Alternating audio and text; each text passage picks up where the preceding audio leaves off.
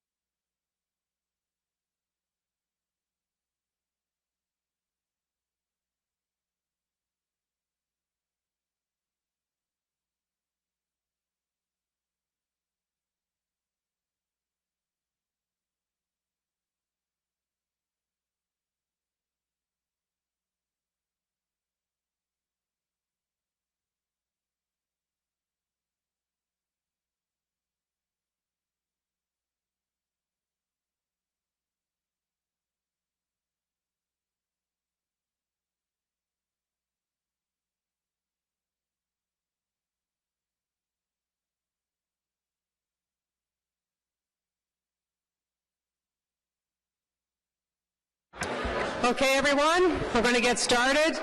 1 minute. Please find a seat and get comfortable, and we'll get going in 1 minute.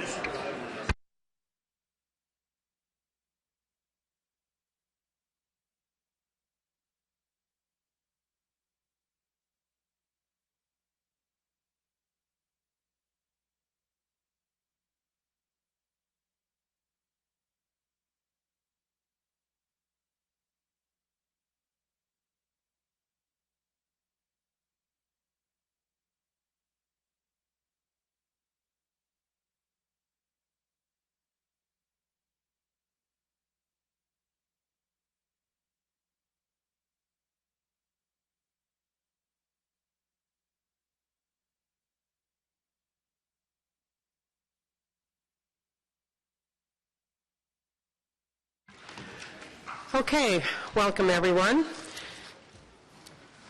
I'm going to read this statement for the record. This is a public meeting to consider the proposed comprehensive official plan and zoning bylaw amendments listed as items 1, 6, and 6 to 9 on today's agenda. For the items listed above, only those who make oral submissions today or written submissions before the amendments are adopted may appeal the matter to the Ontario Municipal Board. In addition, the applicant may appeal the matter to the Ontario Municipal Board if Council does not adopt an amendment within 120 days of receipt of the application for zoning and 180 days for an official plan amendment. A comment sheet is available at the door for anyone wishing to submit written comments on these amendments. Do I have any declarations of interest? No? How about confirmation of minutes of January 20th, 2015? Are they carried? So we're going to go through the agenda to see what we can get consent on before we start. The first item up was deferred from the last planning meeting. It's the Comprehensive Zoning Bylaw 2008-2050 Anomalies and Minor Corrections. Does anyone need to hold that? Is it carried? Okay, and then we have a motion that would ask that the rules be waived, just forwarded to Council tomorrow. You have that? Correct. So thank you, Madam Chair. So that pursuant to Section 35.5 of the procedural bylaw, being a bylaw number 2014-441 of the Planning Committee, direct the report, and I'm not going to read this giant number, be forwarded to Council for its meeting on the 11th of February 2015 because of the timelines involved on the number of projects contained within. And as you know, this was before us at the last meeting and we had to defer it. So is that carried? Carried. Thank you. Appointments to the Built Heritage Subcommittee. Is that carried? We have a technical amendment on the appointments to the urban and suburban panels of the Committee of Adjustment. Vice Chair Tierney. Great. Thank you, Madam Chair. This is a minor, I'll call it a typo of sorts. We're just simply swapping the urban title with suburban and vice versa. So therefore be resolved, all references to urban and suburban panels in the body of the report be changed to reflect the report recommendations. Okay, so is the technical amendment carried? And then the report? Carried. Thank you very much. We're going to have a presentation on item 4. That's the Rideau Arts Court Precinct Public Realm Plan. So we'll hold that one.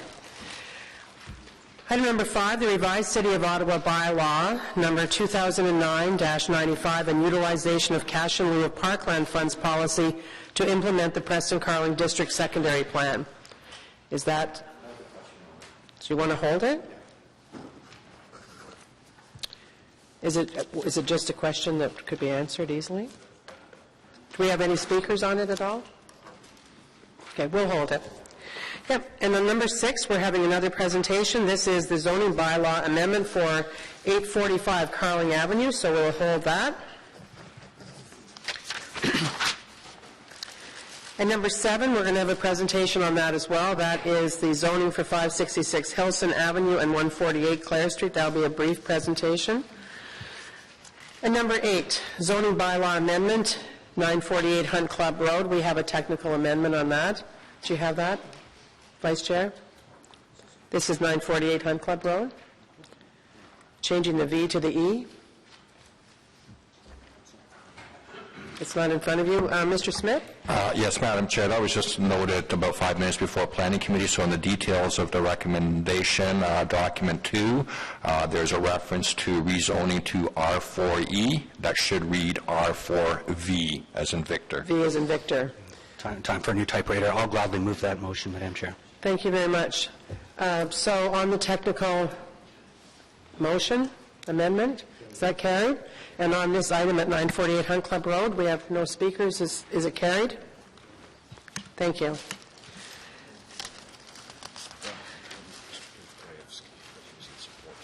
Okay. So on number 9, zoning bylaw amendment 1780 Heron Road, we have one speaker that is, Murray Chown is in support. And we have Ms. Holly Reed, who's in support. Does anyone on committee want to hold this item?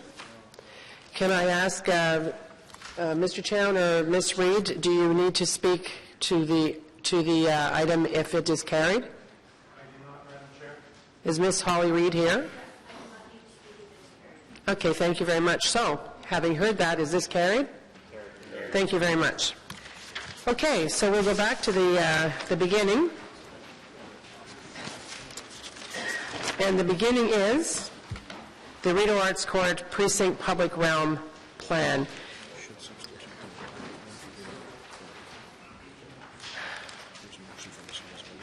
We have a motion on this before we get started. And this is to replace the plan. Great, Madam Chair. Again, whereas on Tuesday, the 3rd of February 2015, the report, giant number, inadvertently released the departmental comments within the city's legal department, and whereas on Wednesday, February 4th, 2015, a substitute report with the correction of error was issued to all members of council and was posted on ottawa.ca. Therefore, be resolved that Planning Committee approved the substitution of this revised report for the report issued in error on Tuesday, the 3rd of February, 2015. So thank you, Vice Chair Tierney. So the only change here is that the legal comments were missing from the report that was posted and that we had before us. So is that carried before we get into the presentation? It is. Thank you. So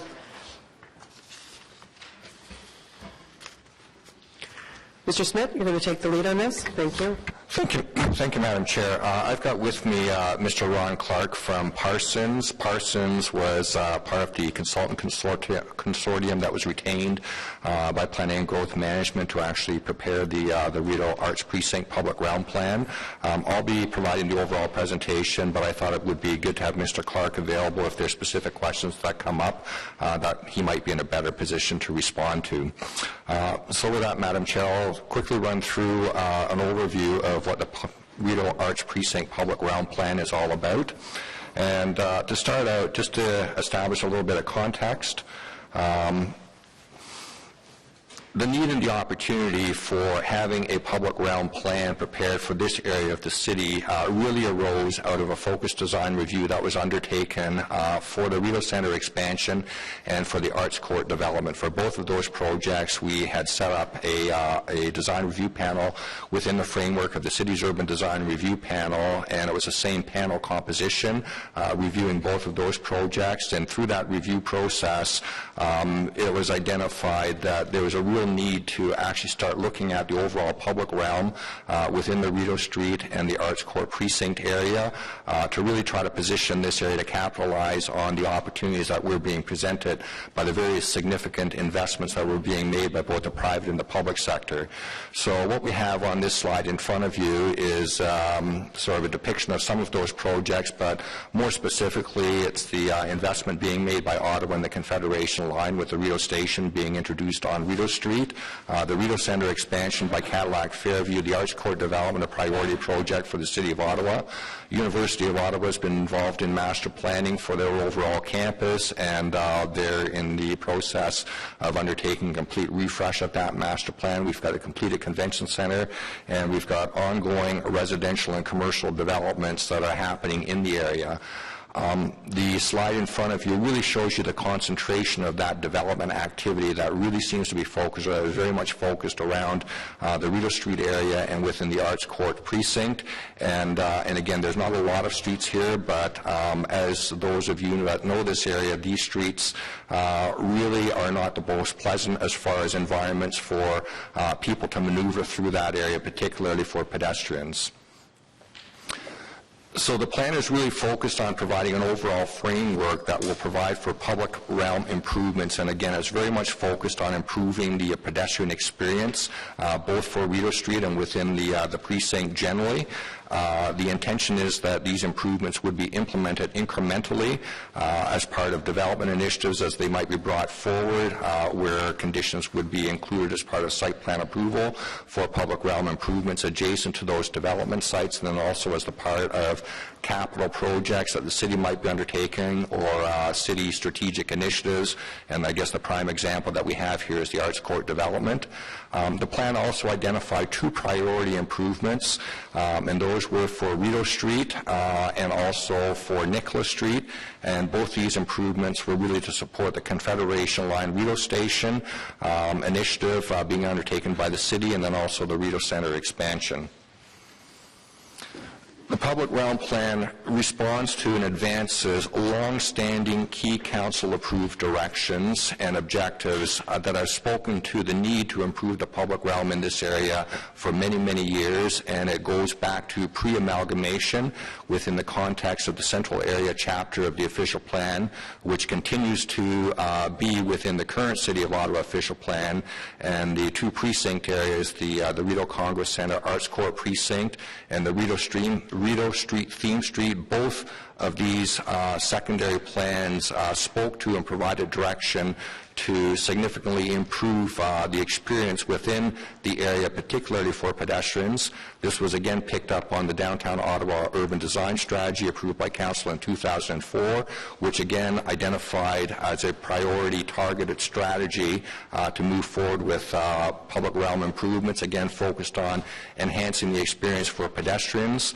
The Confederation Line approval also, as part of that approval, Council provided direction to the Deputy City Manager to also capitalize on that and initiate improvements to Rideau Street in particular to improve the environment as it relates to the LRT construction, the Rideau Station that would be associated with that within the Rideau Street corridor, and then finally downtown moves, which many members I'm sure are aware was approved by Council and was really an initiative to try to capitalize on the Confederation Line development to try to bring the streets that were encumbered by the bus rapid transit through the downtown, now that those areas are being freed up, to really enhance those areas in terms of the pedestrian experience along those streets. Rideau and Mackenzie King were key elements associated with downtown moves. So the streets within the area that are subject to the public realm plan include Rideau Street from Sussex to Dalhousie, Nicholas from Rideau to Laurier, Waller from Rideau to Laurier, Dalhousie from Rideau to Béziers, Daly from Colonel By to Waller, Béziers from Nicholas to Waller, and the Mackenzie King Bridge. And it's the streets that are encompassed by the red line as identified on the plan in front of you.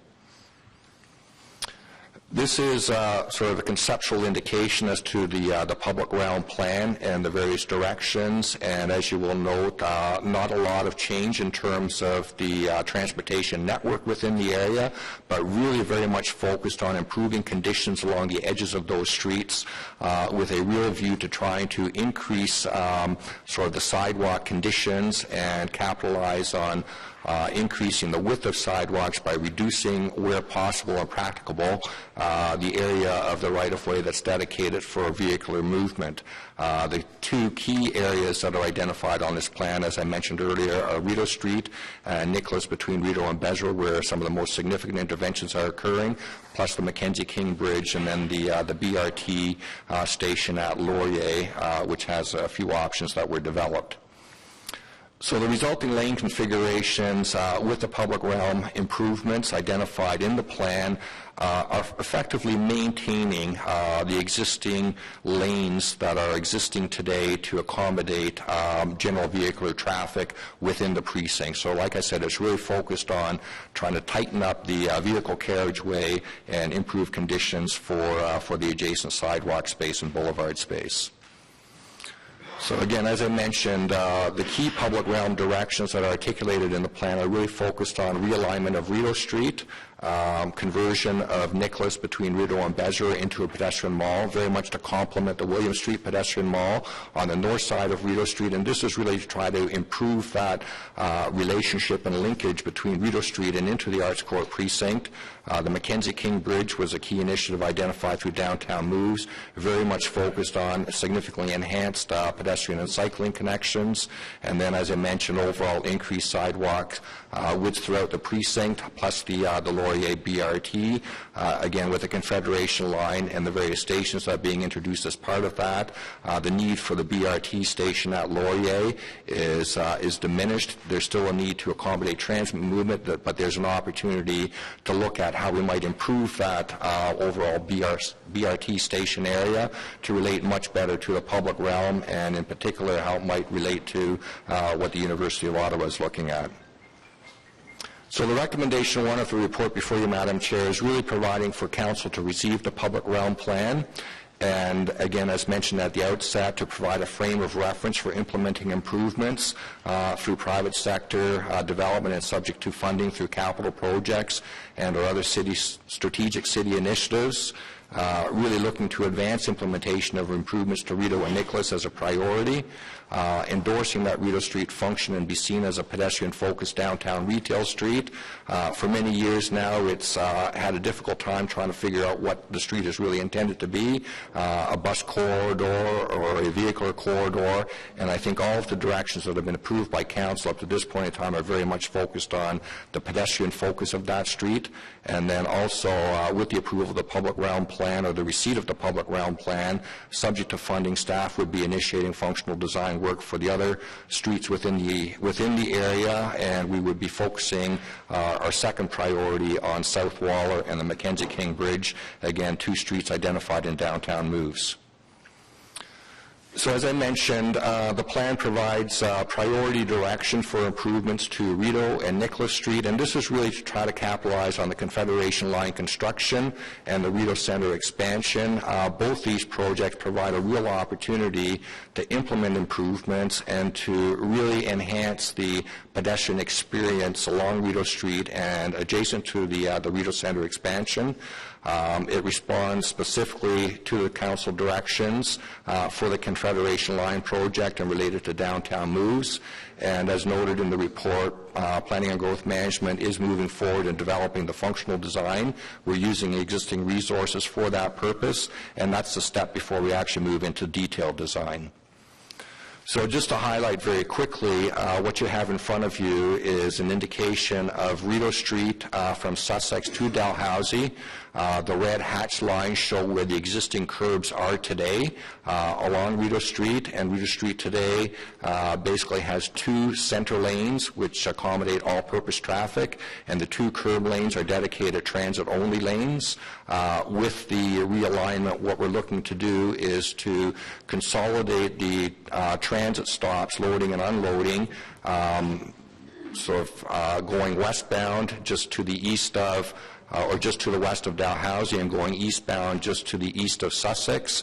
OC Transport has confirmed that both STO and OC needs can be accommodated by having that extended lay-by along both the north and the south side, and that allows for capturing significant space within the vehicle carriageway for significantly improved pedestrian space along both the north and the south side. Also, the middle portion of Rideau Street is being looked at as being converted to a flex space, again to accommodate the needs for paratransport, taxi, and other types of road activities in a defined area. So the functional design that's moving forward right now is really looking to confirm the lane alignments and the curb alignments. We'll be confirming traffic and bus operations, below-grade utilities, confirming LRT vent shaft locations, and starting to look at details with respect to street furnishing, street trees, and surface treatments. The one thing I would point out that the functional design will start to look at more the dimensional cross-section that would then play into the detailed design. An element of that also is the accommodation of cyclists on the roadway.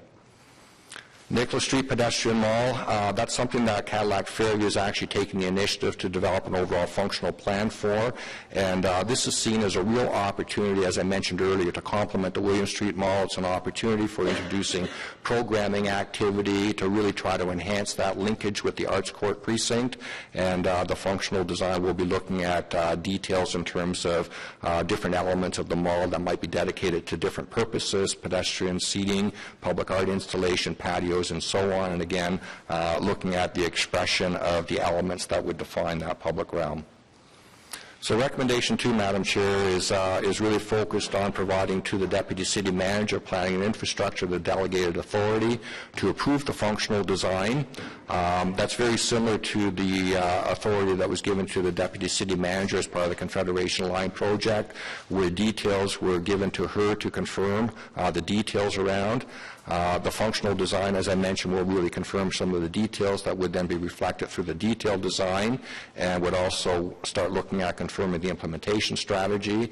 And I think, as council members are aware, within the draft budget documents, we are looking to bring forward funding requests through the 2015 capital budget and within the term of council strategic initiatives plans, so we can move forward with the detailed design and potentially see how we might be able to achieve implementation. There might be portions that we might be able to implement before 2017. If that's not possible, we'd be looking to initiate full implementation for the Rideau realignment and Nicholas Street following 2017 and following completion of the Confederation Line in 2018. And with that, Madam Chair, that's the overview of the public realm plan and the various recommendations, or the 2 recommendations. I'm more than happy to answer any questions. And as I mentioned, Mr. Clark is also here with me if there's certain questions that might be more appropriate for him to respond to. Thank you. Thank you very much for the presentation. I do have a few questions from committee members. First of all, Councillor Brockington.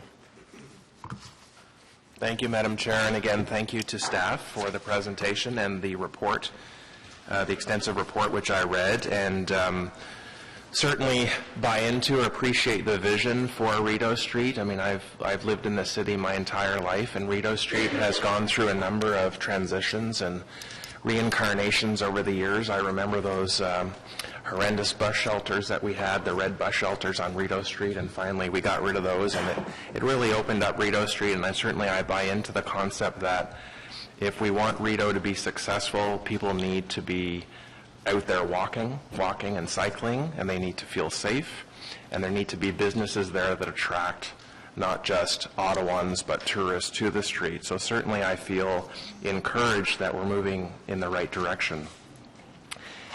Madam Chair, I do have some questions about process, just so I can understand. I noticed that in recommendation 1, we're talking about receiving the plan. I just need to have a better understanding of when this committee and our council will be approving certain stages or elements of the actual plan, and when dollars are attached to this plan. I know that the report is absent of any monetary provisions or monetary notes, and I'm just wondering if staff could touch upon that, please. Yes, Madam Chair. So, as I mentioned at the end of the presentation, we are going to be bringing forward, or we do have included within the material that's being brought forward as part of the 2015 budget cycle, a dollar ask both for PGM and ISD to put towards implementation of the Rideau Street realignment and the Nicholas Street pedestrian mall. Through the functional design work that we're undertaking right now, we're also going to be looking at opportunities for some degree of cost sharing sharing. As an example, RTG, as part of the work that they're doing along Rideau Street, will have to do some reinstatement in terms of where there actually some degree of intervention within the street. We don't expect it to be a lot of money, but there will be dollars that they would be looking to, we would be looking to secure from them to go towards the implementation. And then also Cadillac Fairview through these finalization of the site plan for the Rideau Centre expansion. We're also looking to try to secure some contributions from them towards the implementation. But I think the long and the short is that it's recognized that moving forward will require budget approval, and it's also been identified as a strategic initiative for PGM within the strategic initiatives plan that is going to be considered by council later on this year. So that's where we're earmarking securing the dollars to move forward with Rideau Street and for the Nicholas Street Pedestrian Mall as priority projects. The amount of money that we've asked for will cover the costs that were identified as a Class D estimate in the public realm plan. And as I said, if we're able to secure some additional cost sharing, it will reduce the cost to the city for those works.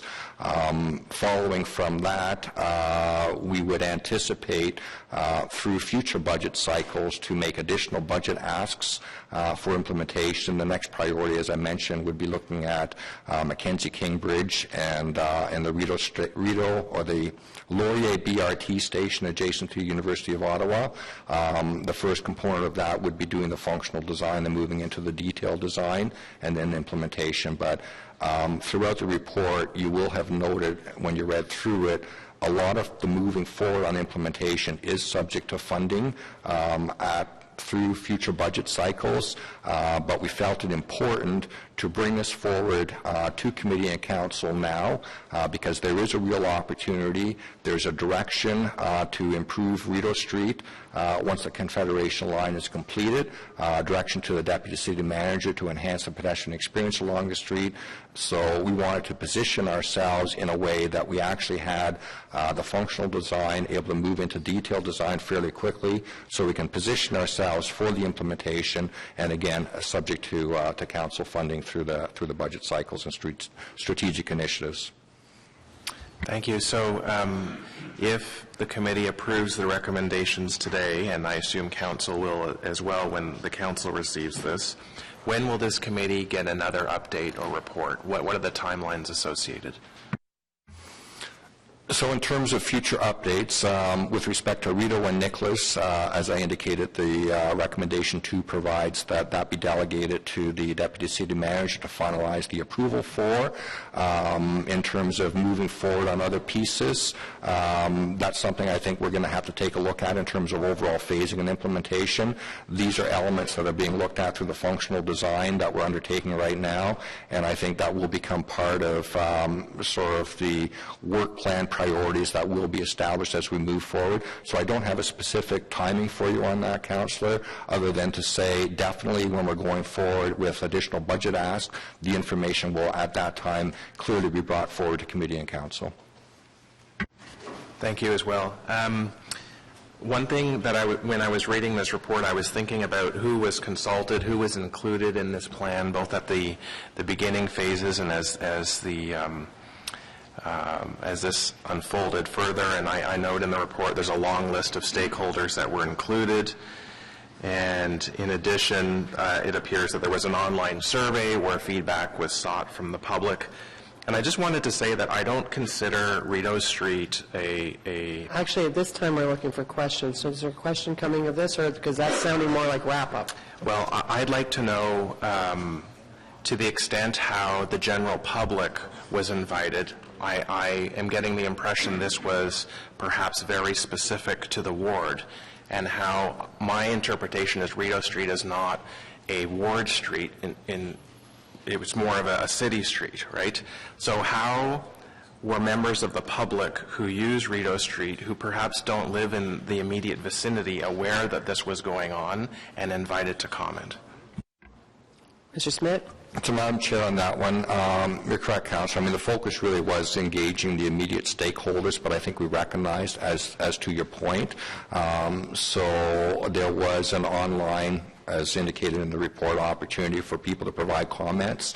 Additionally, when the public realm plan was finalized the end of December, excuse me, it was posted on the city's website, and there was an opportunity provided for anybody to take a look at the plan and provide any comments. We did receive some comments through that online posting, and those final comments are now being looked at and will be considered as we move into the detailed design.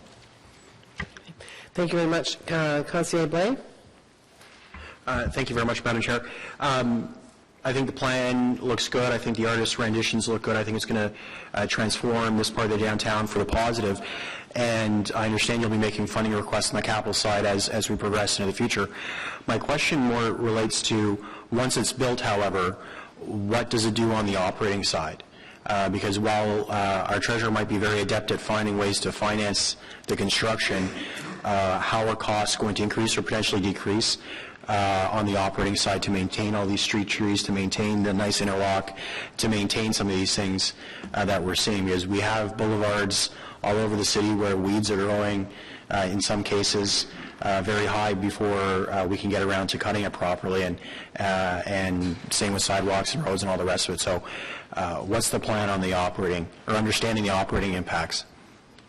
Madam Chair, it's a very good question, and again, that's a detail that we will be taking a look at. I mean, normally it would be our city operations that would be responsible, but we do have a BIA here, also Cadillac Fairview, so there may be opportunities for sharing some of that ongoing operating costs. I mean, but it would be under the umbrella of normal city operations. Yeah. As an example, there are certain elements that are being looked to be introduced onto Rideau Street that are specific to the BIA that they would be responsible for.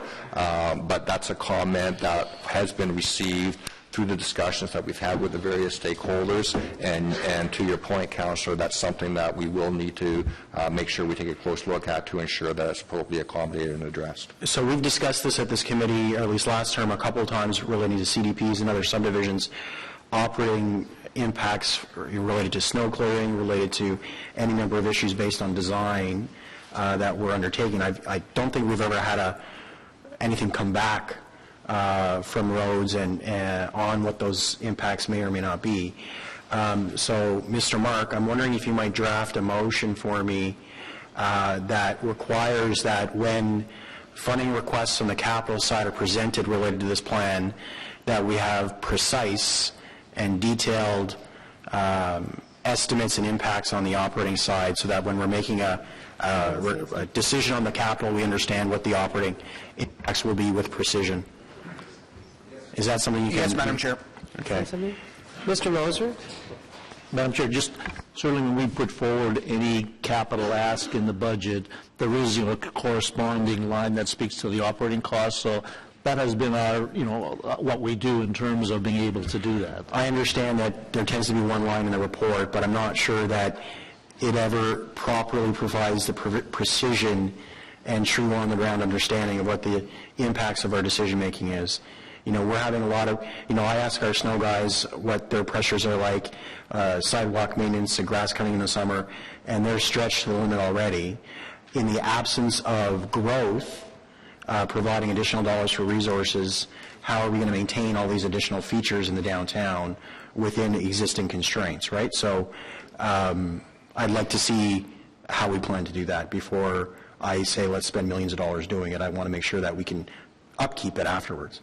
Oh, fair enough, and also recognizing that there are existing costs. I mean, they'll factor into it in the design. Exactly. Right. Great. So we're going to... I'll move that once Mr. Mark has it written. Great. Mr. Mark? So we'll have that before we receive this? I will try, Madam Chair. Okay, thank you. We have another Councillor Nussbaum. Thank you, Chair. Thank you to Mr. Smith for the presentation. I just had four brief questions just related to some of the details in the plan. In the renderings, in terms of the bus laybys on Rideau Street, it looked like there were little markings for bus shelters. I know notwithstanding maybe the patchy history of bus shelters on Rideau Street, it's going to continue to be an important bus transit spot given the LRT. So while appreciating the need to declutter the sidewalk, just to point out that it will be necessary, and I saw the reference to it, to make sure that there are places for residents to stand and wait for the bus, given that there will be a number of them going along that route. So if you can just assure me that that's part of the plan. But why don't I go through all of my questions? It's probably a little bit faster. The second point, just related to bike infrastructure.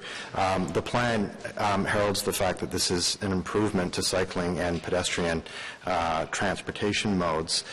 That said, with the exception of Waller Street South, and some talk about improvements on Daly, I didn't actually see specific cycling improvements. And I guess the concern is, if you imagine if you're a cyclist coming north off the canal, which is a very popular cycling route, and you want to enter the market or you want to enter Rideau Street, where do you go? Because right now you don't have a cycling lane on Sussex from Rideau to George.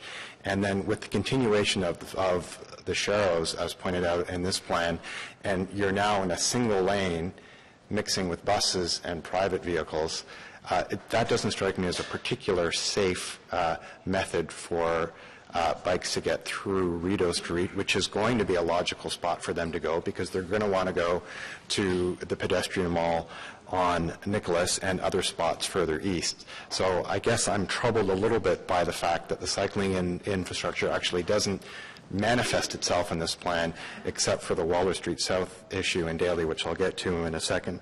So my second question is, are there ways in which you can imagine and envision better bike connectivity, again, both from Waller Street South into the market and from the canal into the market? It strikes me that those are choke points.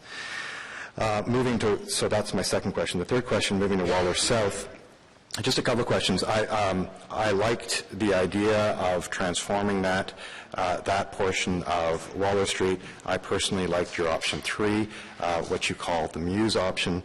That said, I just had I guess, 2 questions. One is, where are those buses coming from? You've got sketched in bus lanes on Waller South, and I'm just wondering, post LRT, if you're a bus running north and you're on Waller Street, where have you come from?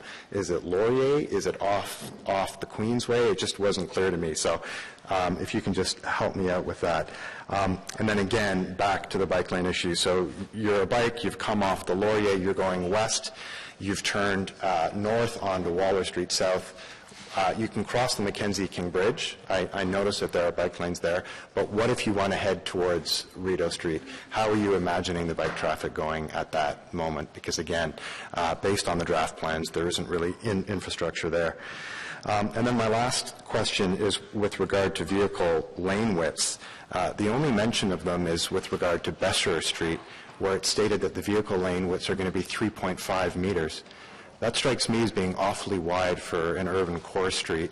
I think increasingly we're hearing from transportation engineers that they're trying to narrow lane widths in order to slow traffic down when we have speeding issues.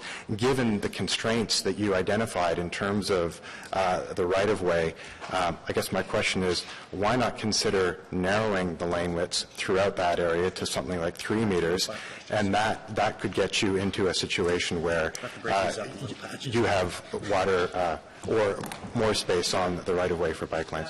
Yeah. So that's the fourth question. Yeah, let's do. So with that question in terms of the lane widths, I can reassure my colleagues that I'm all done. And I'm just asking the committee coordinator to start timing people too, because that's why I interjected and said this is about questions. But those are great questions, and I appreciate the fact you strung them together. Thank you. So probably Mr. Clark's going to jump in on these two. And we do have a public delegation, so if you could be as succinct as possible, I appreciate it. Thank you. So we also have 2 other colleagues who want to speak. Thank you, Madam Chair. So, yeah, all very good questions, and I mean, that's really getting into the level of detail that's now starting to get looked at more specifically through the functional design process, and will then also be reflected through the detailed design. I think one of the basic premises was that the key cycling connections and routes through the area as identified in the city cycling plan, they're specifically identified in the various plans. It's also recognized that the other streets within the area need to be designed and accommodate cyclist movement as well. So that's all part of the functional and the detailed design in terms of what do we actually need to support safe cycling movement through. We're not going to be looking at necessarily introducing cycle tracks or dedicated cycling lanes. And I think when you look at this area generally, and some of the improvements will be very much dependent on dealing with the truck traffic issue as well, the anticipation is that the vehicular circulation will not be as significant as you might see it today going through the area. So there will be improved conditions for cyclists on the roads. Similarly, if you look at the volume of traffic going down Rideau Street, it's not high today in either the AM or the PM peak period, but through the functional and the detailed design, we will be making sure that we can accommodate cyclist movement through. Some of the other connections that you talked about are really outside of the study area. So, for example, the linkage down Sussex is really not an area that we looked at specifically, but it is a good point. That's something that we need to keep in the back of our mind. But I think the long and the short, Madam Chair, is every one of the points that you raised, Councillor, are all of the things that we will be looking at much more closely through the functional design, the bus shelters, the cycling movement, the lane widths. All of these things are really the functional design and detailed design pieces that are now going to get looked at more comprehensively. Thank you. And again, we are at the start of the process, and it's an important one. And so thank you for the questions. Next up is Councillor Chiarelli. Thank you, Madam Chair. I just wanted to ask staff if they could describe what the impact would be on car drivers in the area in general. If you know at this point, if you know. Yeah, the intention, and I think I did point out sort of the one image that we had that identified resulting traffic lanes.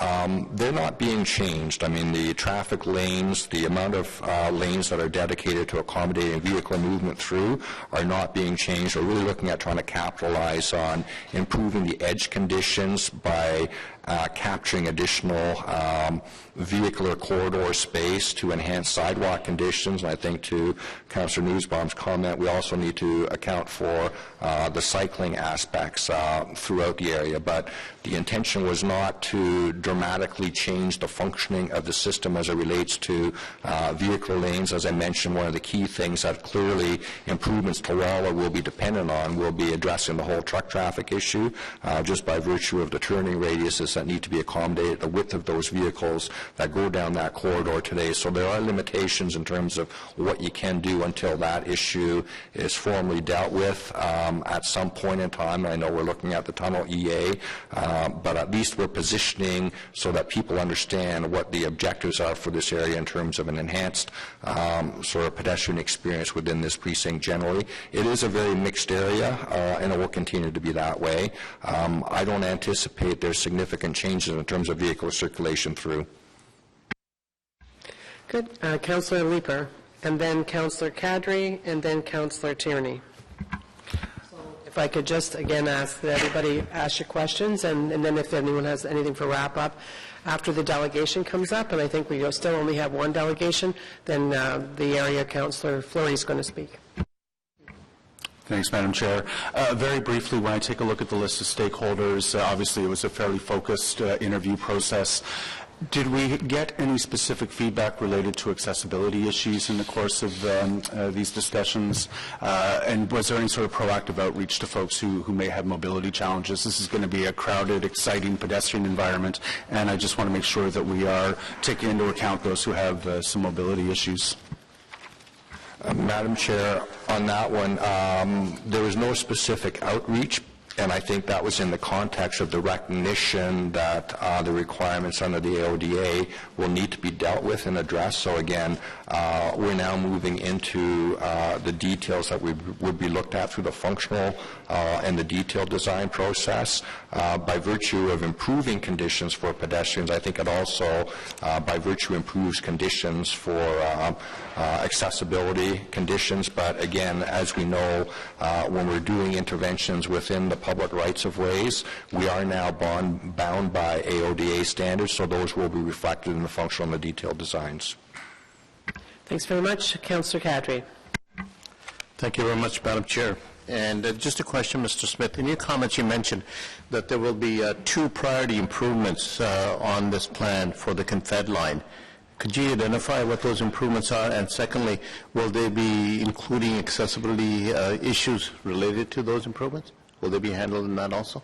So the 2 priority projects that we want to move forward on implementation, subject to funding obviously, is the Rideau Street realignment and improvements, and then the conversion of Nicholas Street between Rideau and Bezer into a pedestrian mall. So those are the 2 focused priority things, and those are the 2 initiatives that actually relate most directly to the Confederation line implementation, the Rideau Station implementation, and as I mentioned, looking at the functional and the detailed design for those improvements, yes, we will be ensuring that the requirements with respect to accessibility standards will be reflected in the detailed design. On those 2 priority requirements or design changes, were they part of the original Confed line project in terms of cost of those functional design changes? The original Confederation line project, when it was approved, there was delegated authority given to the Deputy City Manager for Planning and Infrastructure to actually move forward on improving the Rideau Street environment for pedestrians, again recognizing with the Confederation line going in, with the Rideau Station going in, that there's going to be more pedestrian activity, and that's now also been augmented with the Rideau Centre expansion. So it does relate, and what we're doing here responds to that direction that was given, both as it relates to the implementation of the Confederation line and also downtown moves generally. Thank you, Mr. Smith. Thank you, Madam Chair. Thank you, Vice Chair Tierney. Are you okay? Thank you. So I'm going to go to our delegation, and I'm going to ask Mr. Ivan Bova, and I hope that I'm saying your name right, and please correct me. I'm sure you're going to be before us quite a bit. Thank you.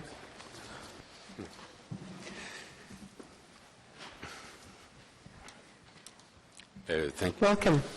Thank you, Madam Chair. You pronounced the name very well. Thank you. Merci de me donner le microphone aujourd'hui pour commenter sur un projet particulièrement ambitieux. This is an opportunity we have that I'd like to take to say that we support at CF. We support fully this public realm plan. It's the first time I was part of such a planning exercise, but we go through these things at Cadillac Fairview across the country, and it's an exemplary process that we've gone through. So congratulations. If we're here today, it's because there was somebody at the helm, and John, congratulations with your team. After the expansion of the Rideau Centre, we're going through a total investment of $360 million, which comprises the transformation of the Sears store into Nordstrom, which is opening on the 6th of March. We're going through a full renovation and a major expansion of 270,000 square feet at the corner of Nicholas and Rideau. When we were planning this, it was extremely important to turn towards the street, to turn ourselves rather than being turned internally like shopping centers are.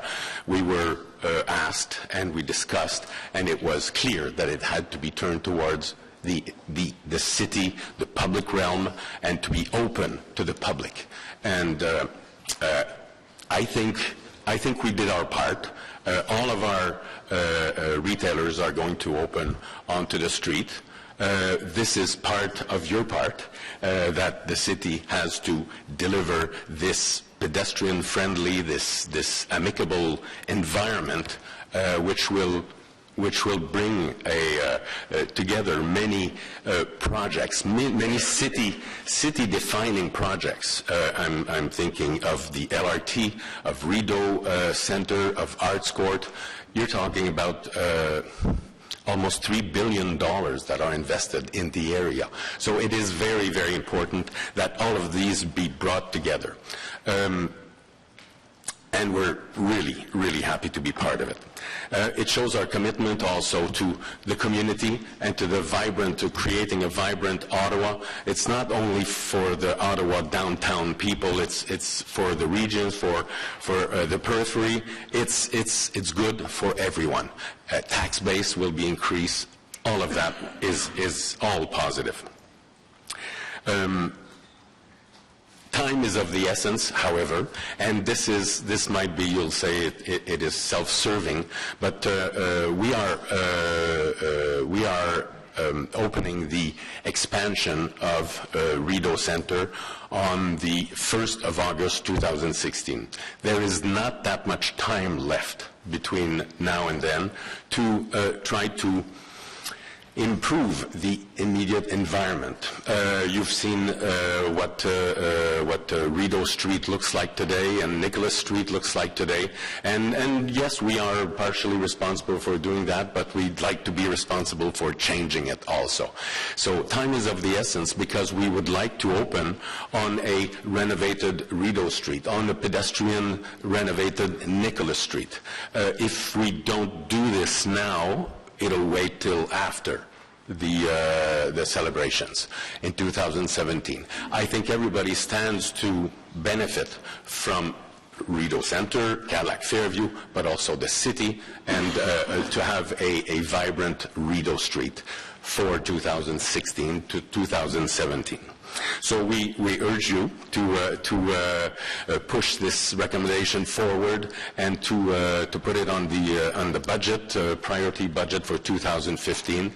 And we are with Mr. Smith and his department. We are working hand in hand to make this happen. Thank you. Merci, Monsieur Boulva. Thank you for coming out today, and thank you for your continued participation, and thank you for investing in the Rideau Center and all that that's going to bring to the City of Ottawa as well. It's very exciting times, and it is. It's a year and a year, I guess, until we really get into our birthday party. Question, Councillor Shirelli. Thank you, Madam Chair. My question is, well, I have a couple, but when you went into this process, what is it that you were asking for? What did you want to see? When we went into the process of the expansion and the whole project, you mean? Or of the public realm discussion? Okay. Well, the process was built in such a way that we had to, we were meeting initially and prior to getting all our approvals, we were meeting with the planning department, and there was the UDRP subcommittee that was there to discuss all of the architectural details, not details necessarily, but the function, how it functioned, how the mall would function with the city streets and so on. And it was really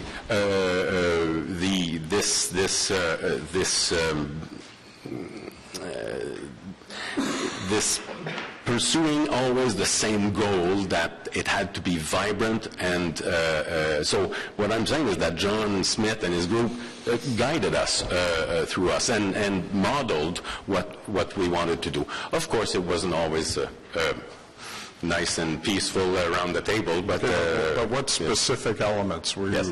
Well, what we were pursuing is to take advantage at the utmost of the commercial market, the retail market. That center is one of our three largest assets, the best performing assets after, I believe, Toronto Eaton Center and Pacific Center in Vancouver. And since we bought this this center in 2012, we had meant to expand it because there was always a demand. So we were expanding. Of course, there was the Ogilvy building that was there, so we had to do with that. I don't feel I'm answering your question very well. That's probably because you aren't. But I just want to know which specific elements and like what elements of this plan did you support? Yes. What elements did you support that didn't make it in?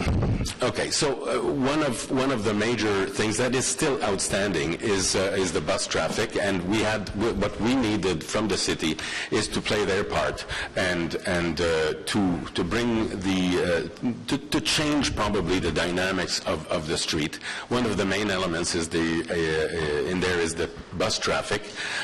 We've always been in the middle of this, in the node of this activity, with the regional buses dropping their people off on Mackenzie King Bridge and people coming down into Rideau Center. Rideau Center was a transit center for those people.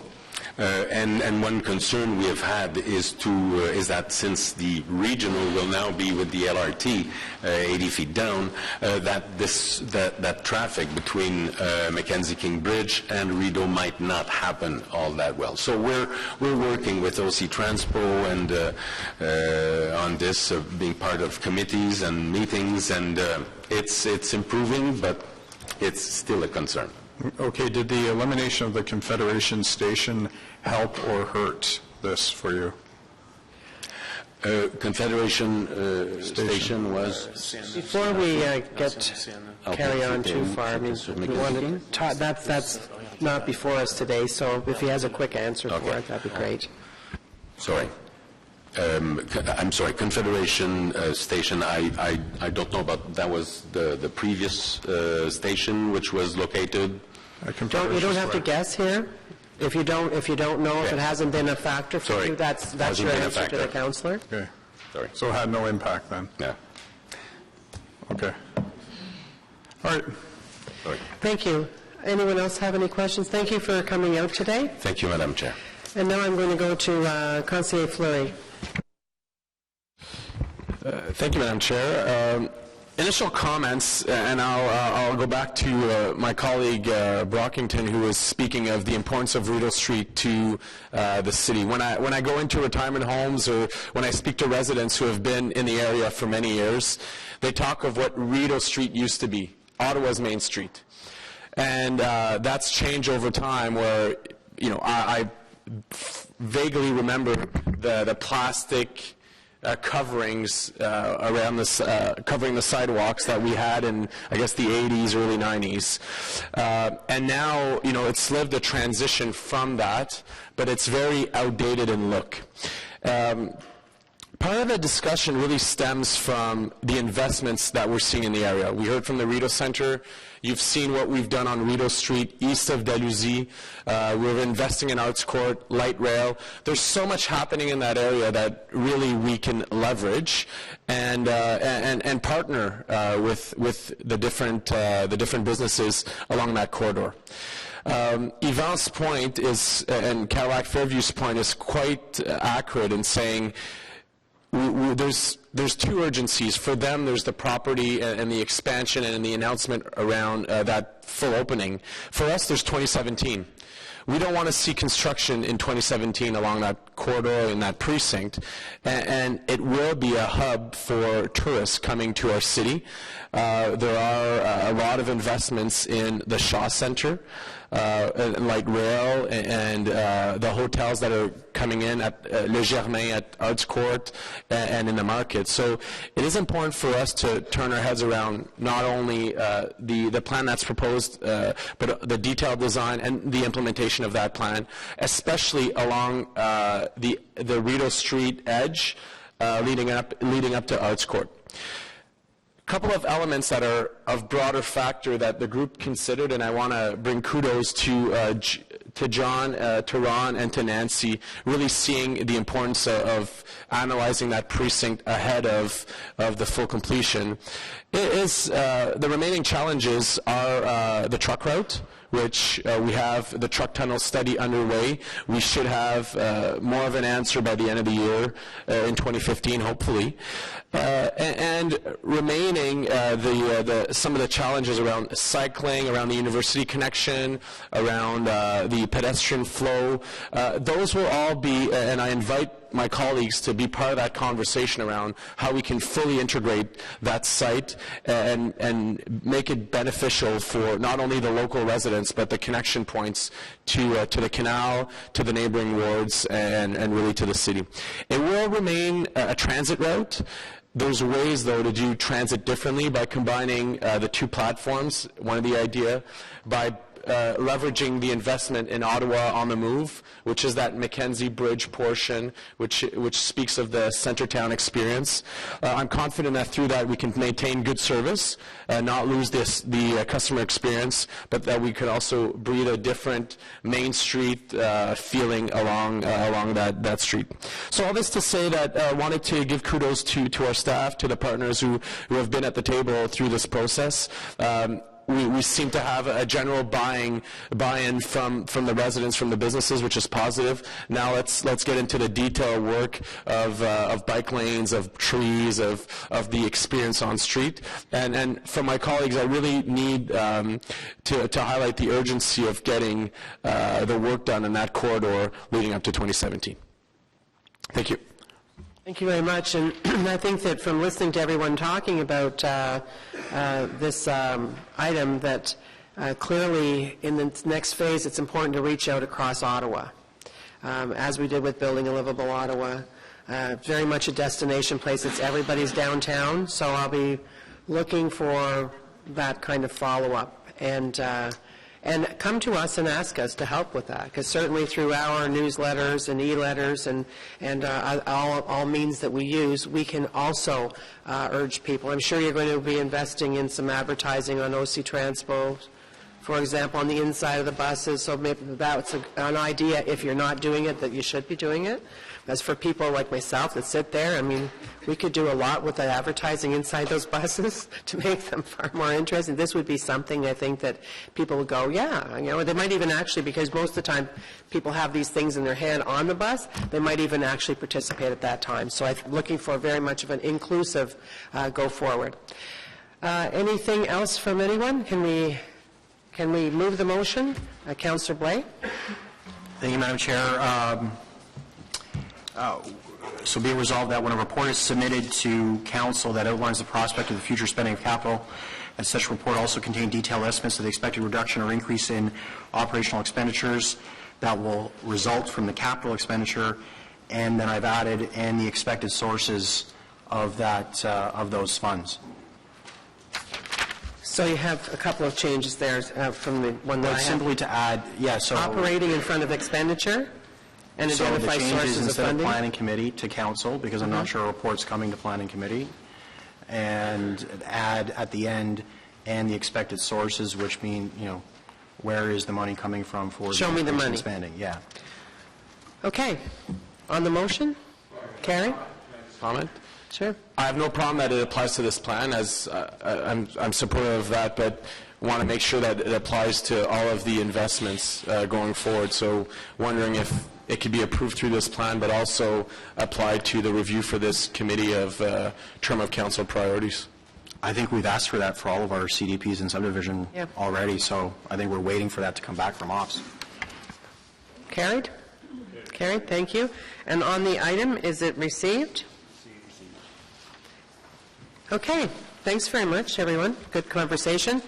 And thank you, staff. Thank you, Mr. Smith. Mr. Clark. Okay, so we have the next held item is number 5, which Councillor Nussbaum asked to be held, and we have Dana Collins and Ms. Snedden. So we'll go right to the... Chair, you need to carry the report because it has a delegation to the city manager, and that is the rest of council. The last report you just dealt with? Yeah, carry. Which is received, you need to carry. Oh, okay. Everyone, in addition to receiving the last report, we have to carry it as well. Is that carried and received? Carried and received. Thank you. Thank you, Mr. Mark. So, question, Councillor Nussbaum. on the item, this is the item that you wanted held for a question, on the cash and lieu parkland funds. Thank you, Madam Chair. And this time I only have one question, not four. Okay. So the question... And actually, I do have a delegation. Mr. Casagrande, did you want to speak to this item too? Okay, so we'll go to the question first from Councillor Nussbaum. I don't have an issue with this particular item just because I'm new. I don't know a lot about special public realm improvement districts, and I'm just wondering whether there are other precedents for this, and essentially, how does one become one? Sounds like something that I would also like to do, because there is, of course, this issue of if you're building in brownfields, you're splitting the amount 60-40, whereas if you're building in greenfields, all the benefit is going to the local community. So I think my residents would be interested in knowing whether there are opportunities to do this elsewhere in the city, and it might be something, broadly speaking, that as a committee we want to look at this term of council. Madam Chair, this is a very specialized situation. This is an area of intense tall building designs that are going to be taking place in this area. There was a real need for us to look at all the financial tools available for council to consider, which has been approved last year in terms of how we're going to accommodate the amount of intensification in this area. Whether we would look at other specialized circumstances in the future, I would certainly leave that to council, but this is a very, very, very unique situation. It is.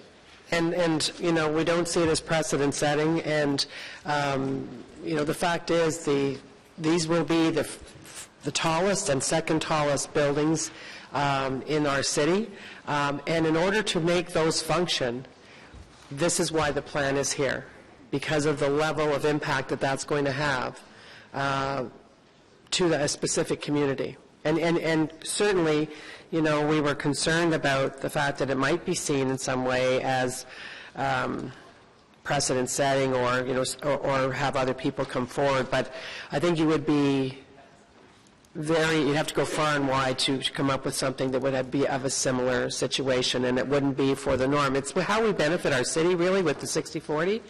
I mean, it would be nice for sure for all of us to keep the entire amount of money, and but our city would not be able to evolve, and that's why we have the breakdown that we do. That being said, you know, we're always looking at items as they come in. But this is truly unique, as Ms. Sneddon said. Any other question? No? Yeah, Councillor Brockington?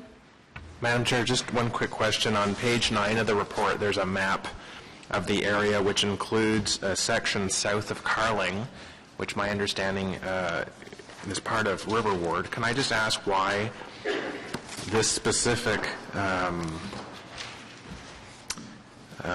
secondary plan includes the land south of Carling? There's no residential there. It just seems odd to include that piece. Yeah, the lands south of Carling are actually owned by Public Works and Government Services Canada as well as the NCC. Public Works Government Services Canada do have plans to develop that site, so it is an intensification location. As a result, the plan does apply to that.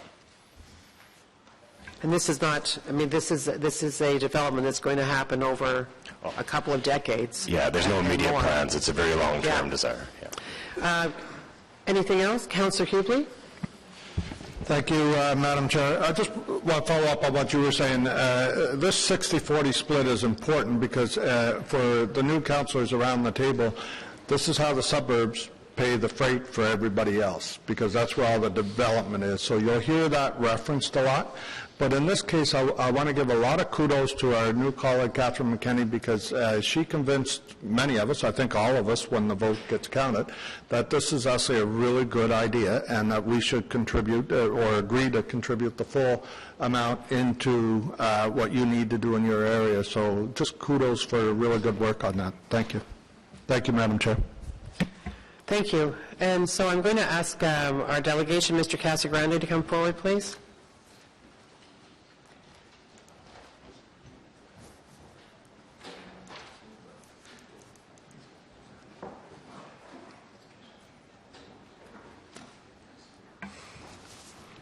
Good morning, Madam Chair, members of committee. Brian Casagrande, Director of Planning and Development with Foten Consultants. I'm here before you not with a specific objection to the amendment to the parkland dedication bylaw that's before you, but more so to, I guess, be consistent with some concerns that one of my clients, Arnon Development, Arnon Corporation rather, had raised through me to Planning Committee when this was originally approved back in, I believe it was June 24th, 2014. The staff report continues to reference an initiative, I guess, by the city to look at an area-specific development charge to fund a number of the improvements that are planned for the community. And at that time, Arnon raised concern with that, and they continue to want the committee to be aware that they have concern with it. I think it was Mike Casey that raised the possibility of asking the city to explore other ideas, such as some sort of a taxation-based funding mechanism.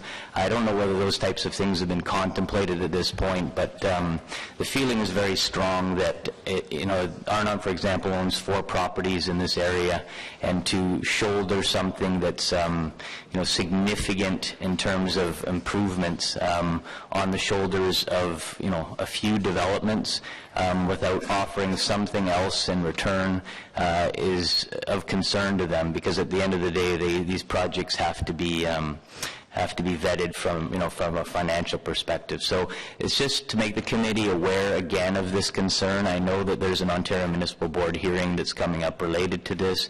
I know that there's supposed to be a study that would come forward to justify this, but Arnon will be watching that closely and will want to work with staff in this committee to try and find something that they feel is fair. Well, thank you for identifying that and having it on the record, and I'm sure that as we go forward, that is exactly what will happen. Anyone have anything else to say, Ms. Nedden or Mr. Collins or Mr. Moser? Thank you for coming out today. With that, I see no one else asking questions, so is that carried? Is that item carried? Carried. Thank you very much. Okay, so now we are on to 845 Carling Avenue. And we have a presentation, and before us we're going to have Doug James, Don Herwire, and Mr. Smith is back before us. And there will be another technical motion on this one. Well, why don't we do that while they're getting set up? Thank you, Madam Chair. You don't have to carry it now. I just want you to be aware of what it is, unless you're good to carry it. Another technical amendment.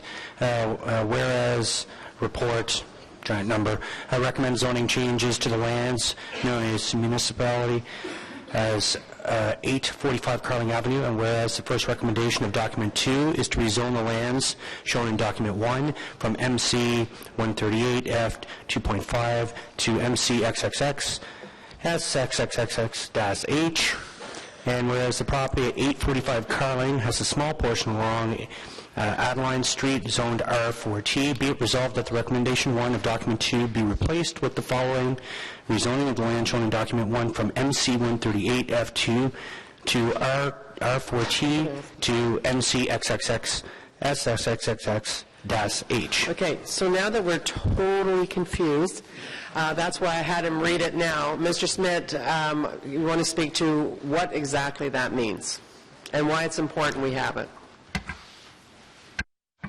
This is on the motion, Madam Chair?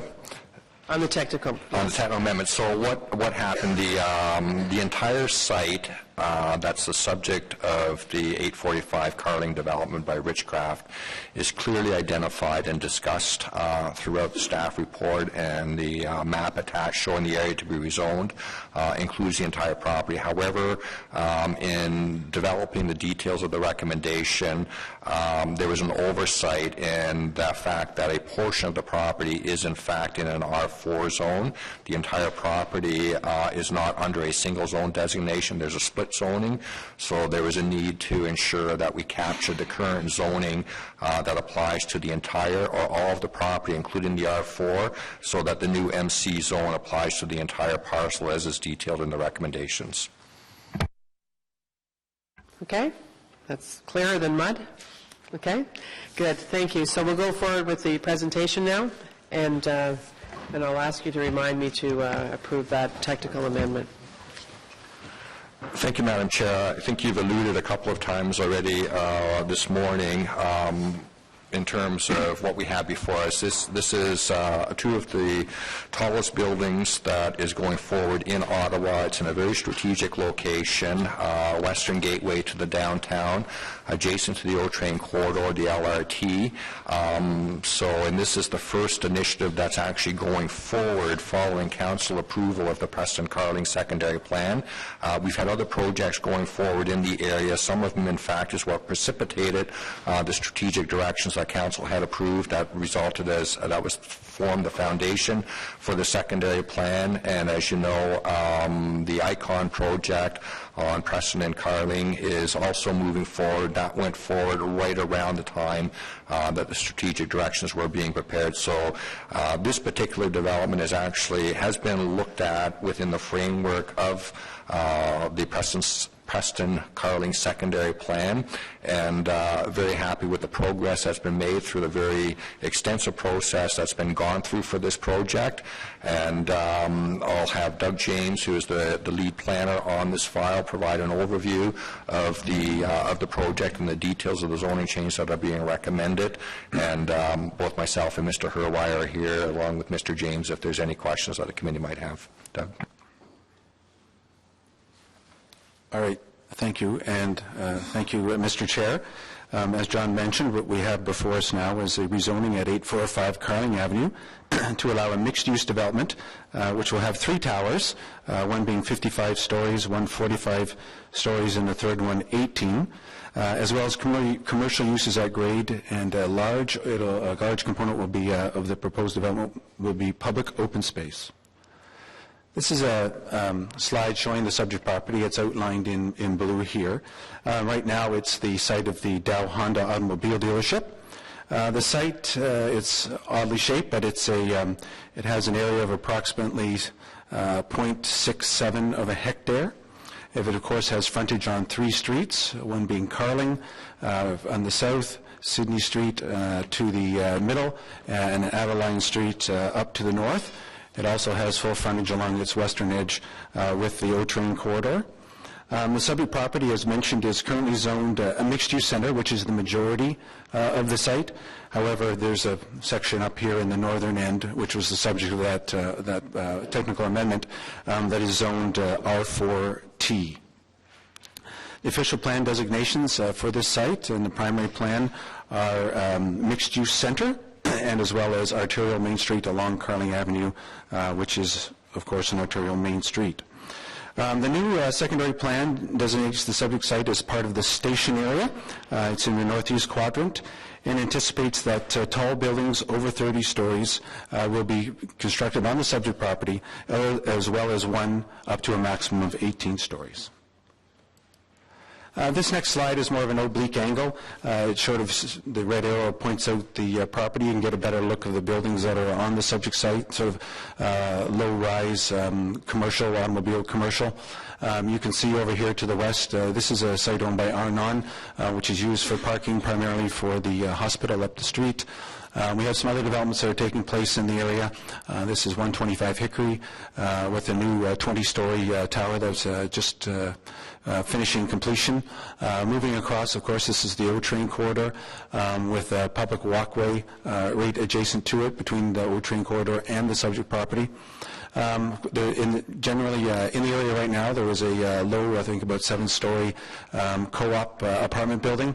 Get an idea, as well as there's some parking here, but this, of course, is the site that is owned by Mastercraft Starwood, which is approved for a 30-story high-rise tower.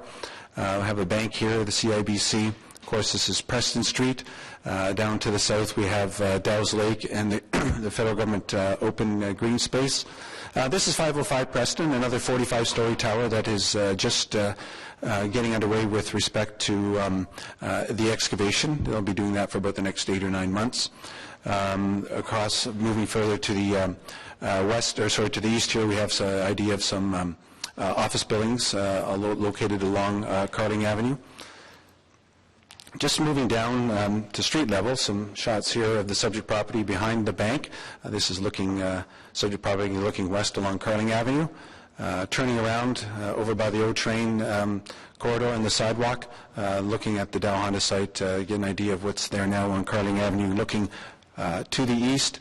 This is sort of an interior view of the subject property that shows this is Sydney Street, that shows the back idea of the subject property and the existing developments that are along Sydney at the present time.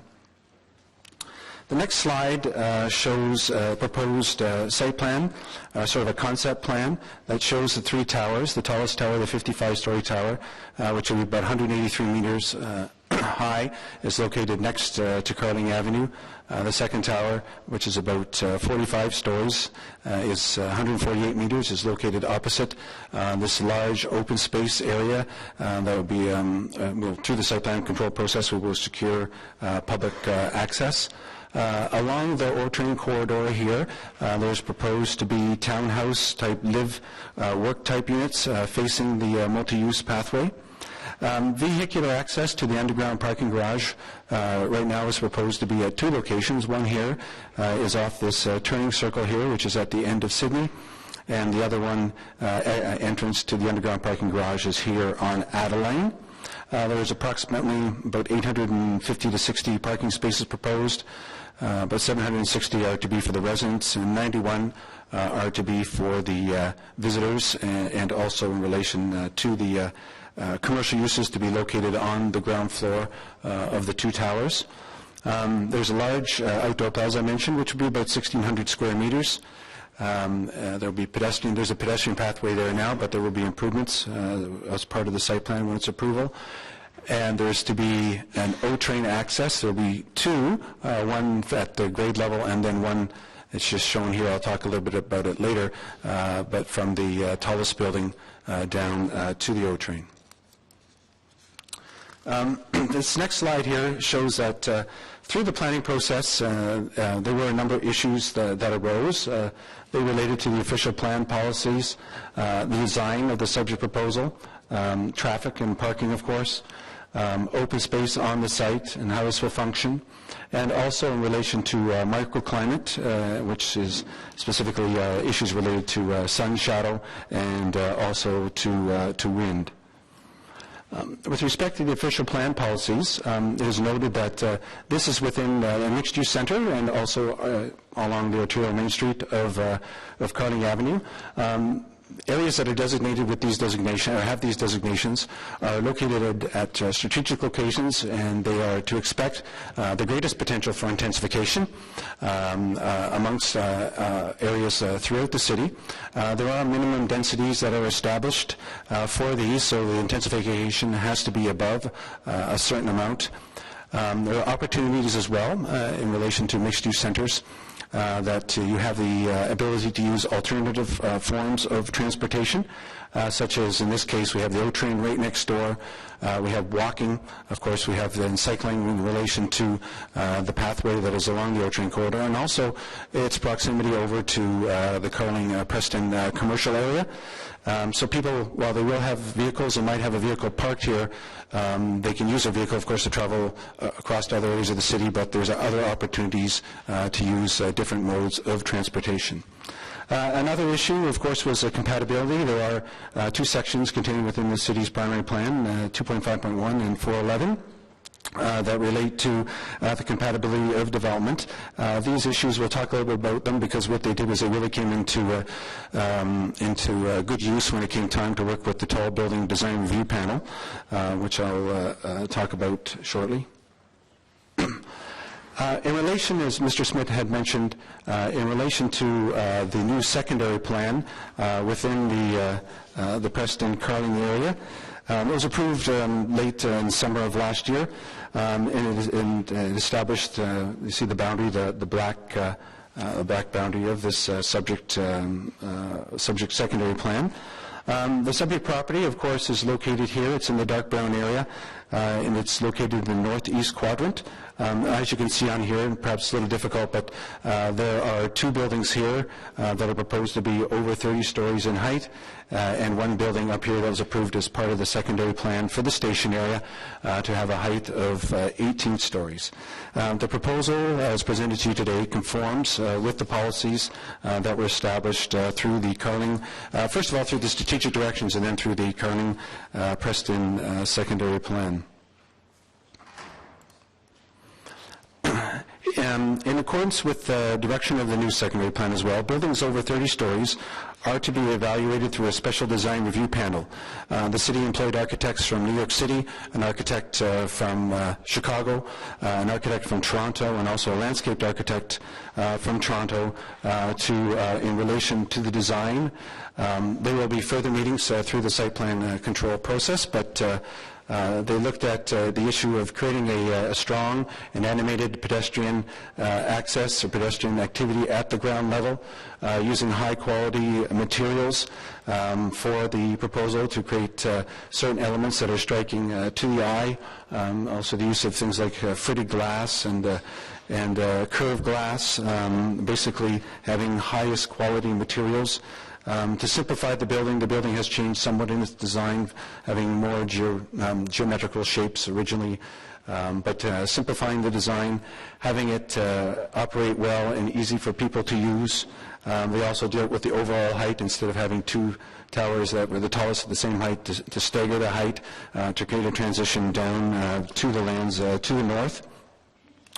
They also looked at landscaping issues, such as bringing the pathway in towards the large open space area, having extensive amounts of greenery on the site. This here is an example of a fountain there, something to bring people and to obtain activity at the ground level and to make it inviting and have easy access. You can see the O train. There's a door to the O train over here. These are all integral components of the proposal. They also show the circulation.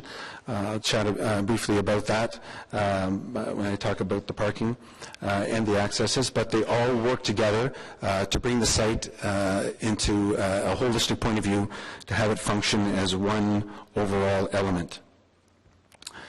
With respect to traffic, there was a traffic study done, a community traffic study done for the proposed development. It showed that, if you see in the top part of the slide here, there's expected to be about 500, or in the evening, say up to 600, so total trips during the morning and the peak times. This second slide here shows the distribution amongst auto drivers as compared to passengers, transit, bikes. And the bottom slide shows down here what is anticipated at the peak time with respect to the traffic that would be generated from the site. You can see that during the peak times it's about 151 in the AM and about 175 vehicles. That represents, of course, here about 30% of the overall trips, but there is a high, as you notice, a high amount of transit, bike, and auto pass, and bike as alternative modes of transportation because of the proximity to the O train next to the pathway, and also being able to walk over to or take alternative means of transportation over to the amenities found along Preston Street. The traffic study prepared for this had a number of recommendations. These 4 bullets point out the recommendations that will be looked at. Some of the ones will not be that were recommended through that study, but the ones that will be looked at basically through the site plan, basically moving the light that is at Pamela down to Adeline Street, of course grading the ramps so the underground parking garage so they function easy for people to obtain access. It's important to maintain the access to Sydney and Adeline. As I mentioned, the whole site and the circulation on the site for the development works as one complete whole. There's 3 accesses, one on Adeline, one on Sydney, and one on Carling. All 3 of them act together to provide the opportunity for different means of egress to and from the site should Preston Street be closed during a festival, or perhaps if there's an accident at one, which makes it very difficult or impossible to use an alternative form of access for vehicles to and from the site.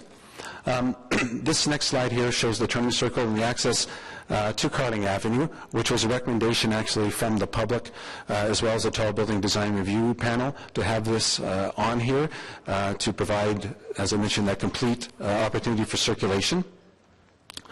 Just briefly in relation to open space, again, I'll just talk about the patio here, but there is a minimum separation distance, as mentioned in the secondary plan, of 25 meters between buildings that are over 30 stories in height, which helps create that open space. Another issue is in relation to microclimate. Of course, tall buildings, all buildings will cast shadows, and these buildings are no different. But with small floor plates, under 750 square meters, or closer to about 700 square meters for proposed towers, the shadows that are cast, while long, will travel quickly across the landscape during the day to offer, to mitigate against having, say, sort of a slab building or a long building that had a greater impact on shadow over certain properties for a long time during the day. Just briefly here, this as well shows the wind study that was done at the request of the, well, it was a requirement of submission, but they upgraded the wind study at the request of the Tall Building Design Review Panel. And this will be used, it shows a lot of, actually the wind study shows that the areas around the building and along the public realm, along Carling Avenue, and even towards Adelaide or down Sydney, don't experience great amounts of wind. The worst place is right here, but there are recommendations that will, and this will be further looked at through the site plan, to mitigate against this wind here at the pedestrian level. As part of the development, they were subject to Section 37 of community benefits. There are a number of community benefits that were listed as part of the secondary plan as priorities to be done. And through the development here, we were getting Sydney Street, Warnoff. Warnoff is a curbless street. If you go to Lansdowne Park, there are excellent examples of Warnoffs there in the new development. Also Warnoff on Adeline Street, as well. One of the priorities listed in the appendix to the secondary plan is the burying of hydro lines, which in this case it was negotiated to be done on Sydney, Adeline, and with leftover money to be provided for Preston Street. Of course, there was the Hickory Street pedestrian bridge, which we're always looking to get money for this. They'll contribute about $330,000 towards the Hickory Street pedestrian bridge. And site plan public benefits as well. There is a holding zone that will be lifted once the site plan approval is in place, and that will contain conditions related to public access to the plaza, making sure that there's a surface easement in favor of the city to have access to there. There will be direct connections to the O-train, as well as improvements to the O-train corridor. I just want to mention here about the, there's a picture of a Warnoff, sort of the curbless street. And of course, this is a concept of the Hickory Street Bridge, which is to be in construction this year. As I said, access over the public area so that people can access this at all times. And this, again, is showing the connection that will come from the interior of the building, for example, down to the subway, or sorry, to the O-train station here at Carling. The issue relating to operation will be looked at through the site plan control process. It might be determined if there's a cost-sharing agreement for this area, or if the property management firm looking after the building will look after private property. And of course, the city, as it does now, will look after the looking after the public part of the development. There is one recommendation as well, that the applicant be exempt from a special area DC if it is passed by City Council, because, and this is in relation to the works that they have done, the $3.35 million, and it will really be more that will be done on this site, including the connection here to the O-train, which in itself is anticipated to cost about $3 million. There's also part of the recommendation is that the development, if there is a DC, they will pay for half of it, and other developments that take place in the area will pay for the other half. If there is no special area DC, then they will pay for the entire connection themselves.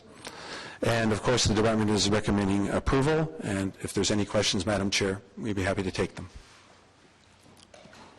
Thank you very much. So, colleagues, we do have speakers on this, so I'm going to ask if anyone has questions. No soliloquies or discussion, it's just questions. Clarification? That's absolutely. Councillor Reaper. Thanks, and I've been receiving a significant volume of email, I think my colleagues have too, around reference in the staff report to the applicant's community transportation study that raises the possibility of building an extension from Sherwood to Prince of Wales. I know it's the applicant's recommendation that the city study it, but can I just get clarification for the residents who have seen that in fact staff don't endorse that potential link, and that staff recognize that a potential link as described by the applicant was explicitly taken off the table in the, I think it's the public realm and mobility study that's attached to the community design plan?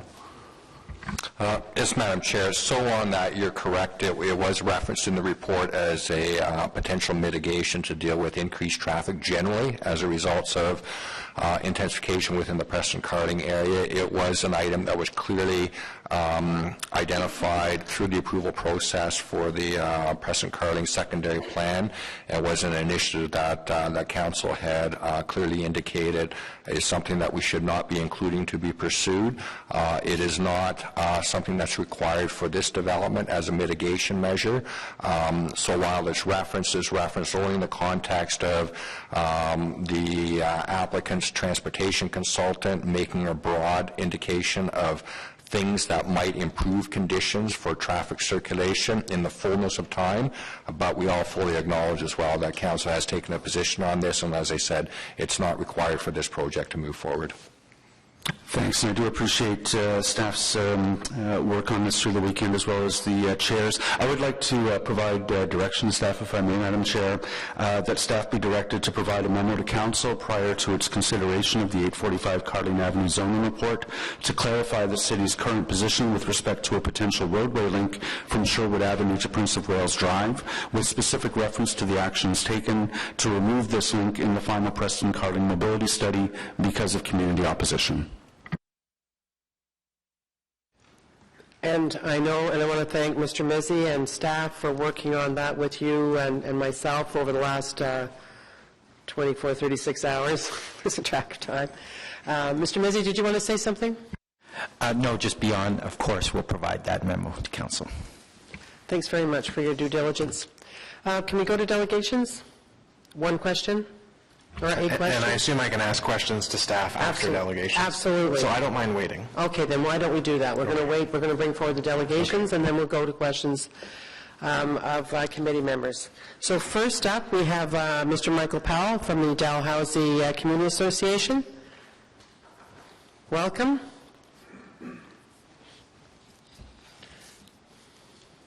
Yes, that's fine, and just, there you go.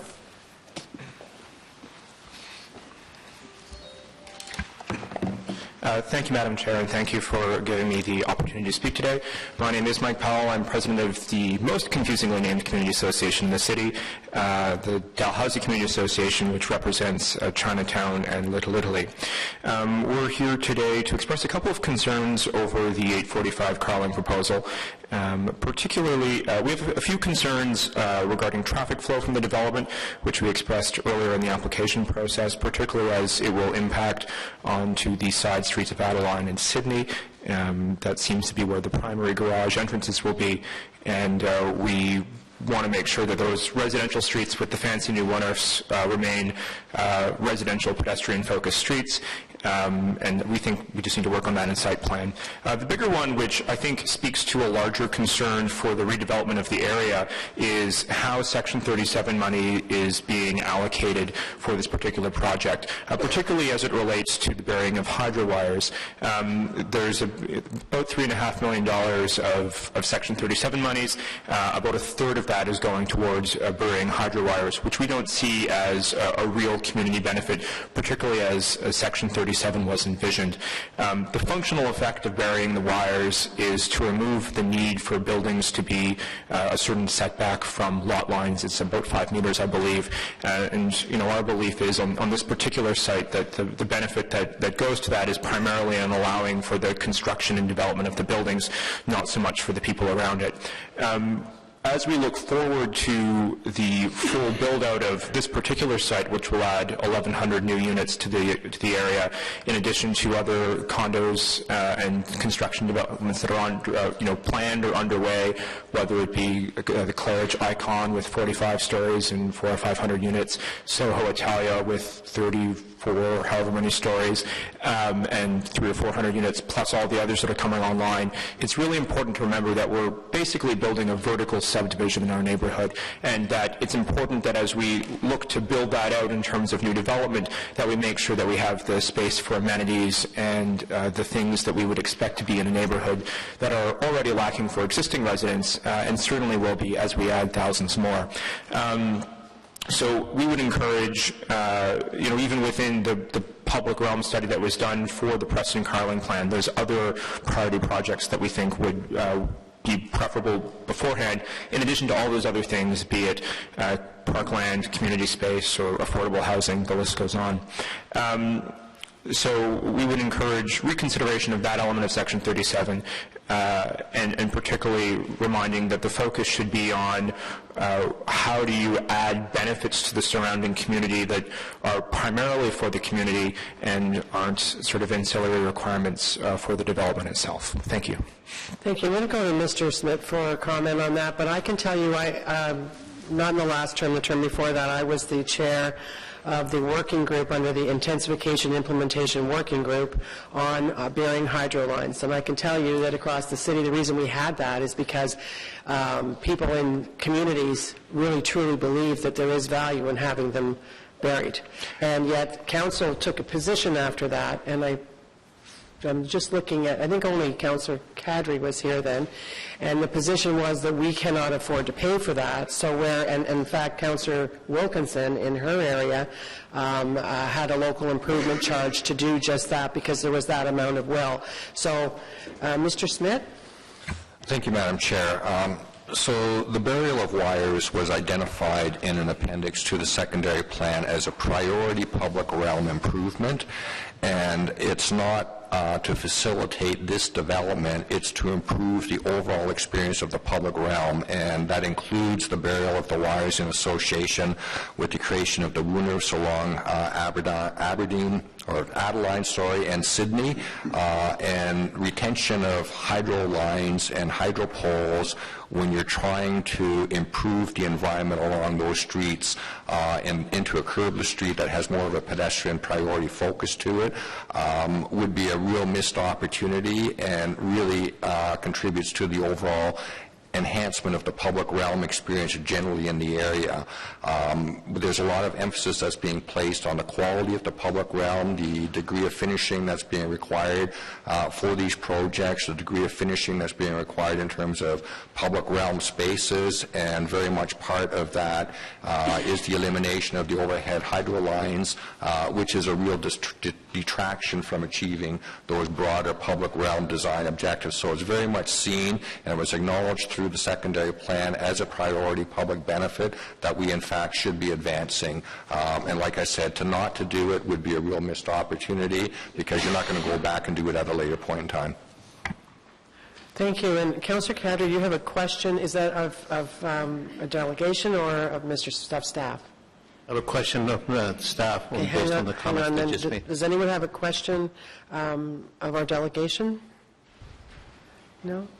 Thank you very much for coming out. And I'll go to Councillor Kadri for a question of staff. Thank you very much, Madam Chair. And Mr. Smith, just following back up on that question about the burying of the hydro wires, is Ottawa Hydro contributing any cost towards that burial, or is it strictly the project cost going forward? It's Ottawa Hydro is not contributing anything. This is 100% being funded through the 37 contribution up to the amount that's identified and to the extent that the burial can be achieved. And it will result in a fairly significant sort of burial program. As I mentioned, Sydney Wooner, the Sydney Woonerf, the Adeline Woonerf, and then also additional funds that could be directed to Preston Street. Is really focused in the station area, which is the primary focus for significant public realm improvements, but it's at no cost to Ottawa Hydro. Just one more comment on your initial comment about the cost of the burial of the wires not being due to the actual application of this project. Can you just clarify that there's no changes to setbacks or anything because of that burial of the wires? Yes, that's confirmed. This is not, the wires aren't even adjacent to this site directly, so it's not the project itself that requires the burial, it's the public realm improvements that we're looking to achieve the burial. Thank you very much, Mr. Smith. Thank you, Madam Chair. Thank you very much, Councillor Kadri. Councillor McKinney. Hi. Yes, just a quick question to staff. So on the process then, and I do remember, because I was here when other communities were interested in having wires buried in their communities, but in the process of developing the public realm and looking at the community benefits, was this something that this community asked for? I just wonder how the community was consulted in this, and whether this was something that you heard, through the process of developing the public realm. Thank you, Madam Chair, on that one. As you may recall, and some committee members may recall, there was the strategic directions. The strategic directions flowed into a secondary plan. From that, there was a direction that we develop an overall public realm and mobility study, which was done. And that study was prepared with input from sort of the various stakeholder interests in this particular area, was something that went forward to council, as well as the secondary plan, and the secondary plan was developed, again, with awareness and consultation with the area community groups. That was an initiative that was led by our policy group, so I wasn't as intimately involved in that, but I know there was a lot of consultation that went forward, and at the end of the day, the secondary plan, in fact, included in the appendix, as I mentioned, the burial of hydro wires as a priority initiative to be pursued, and the understanding being that that would be funded through sort of the Section 37 contributions as they come forward with respect to the different development initiatives that would be pursued in the area. Okay, thank you. I'm going to ask Ms. Kathy Kennedy to please come forward. Kathy, welcome back.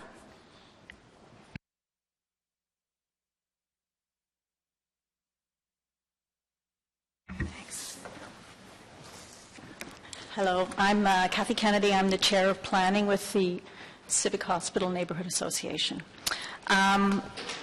We have been working with city planners for years on the evolution of the Preston-Carling secondary plan that was passed by council last year.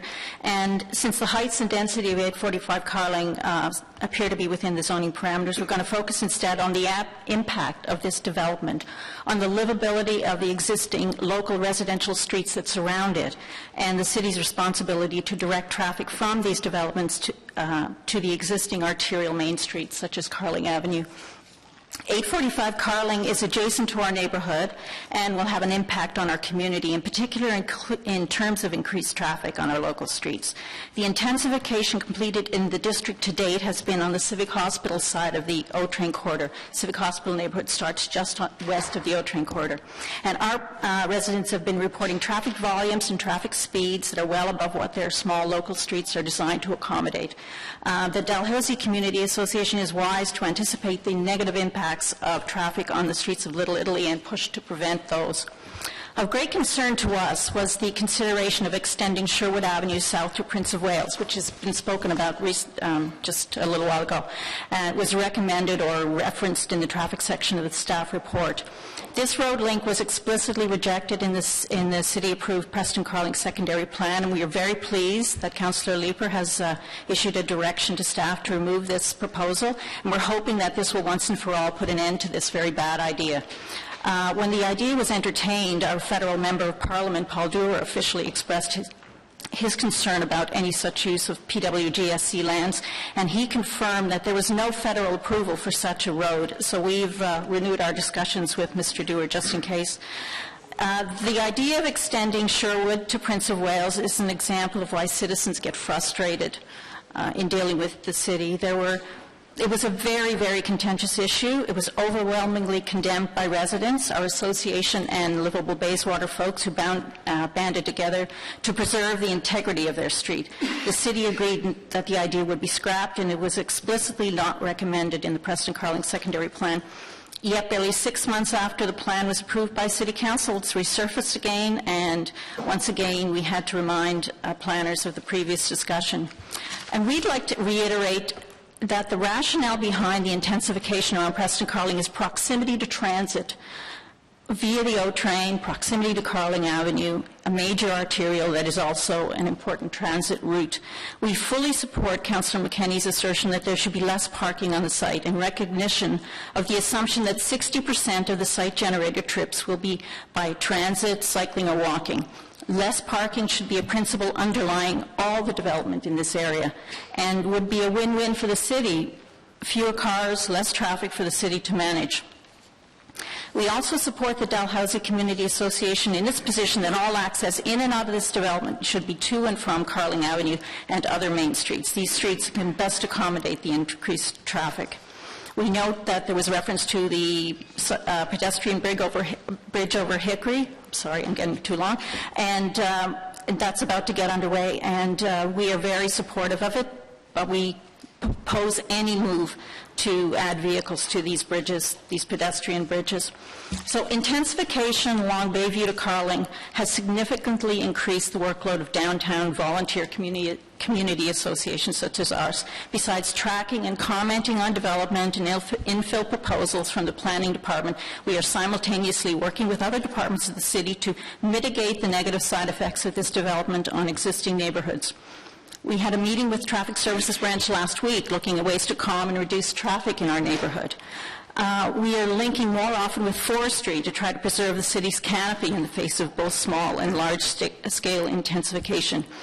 We're going to be lobbying for better transit within the downtown core.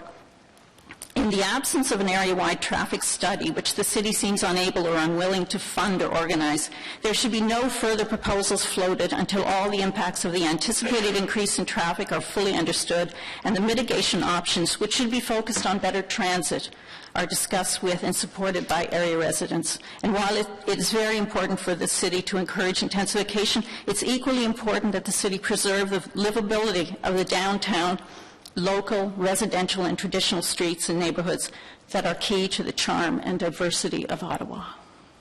Thank you. Well, I can tell you've been here before. You have like 11 seconds left. Good for you. So you hit the road running right from the start.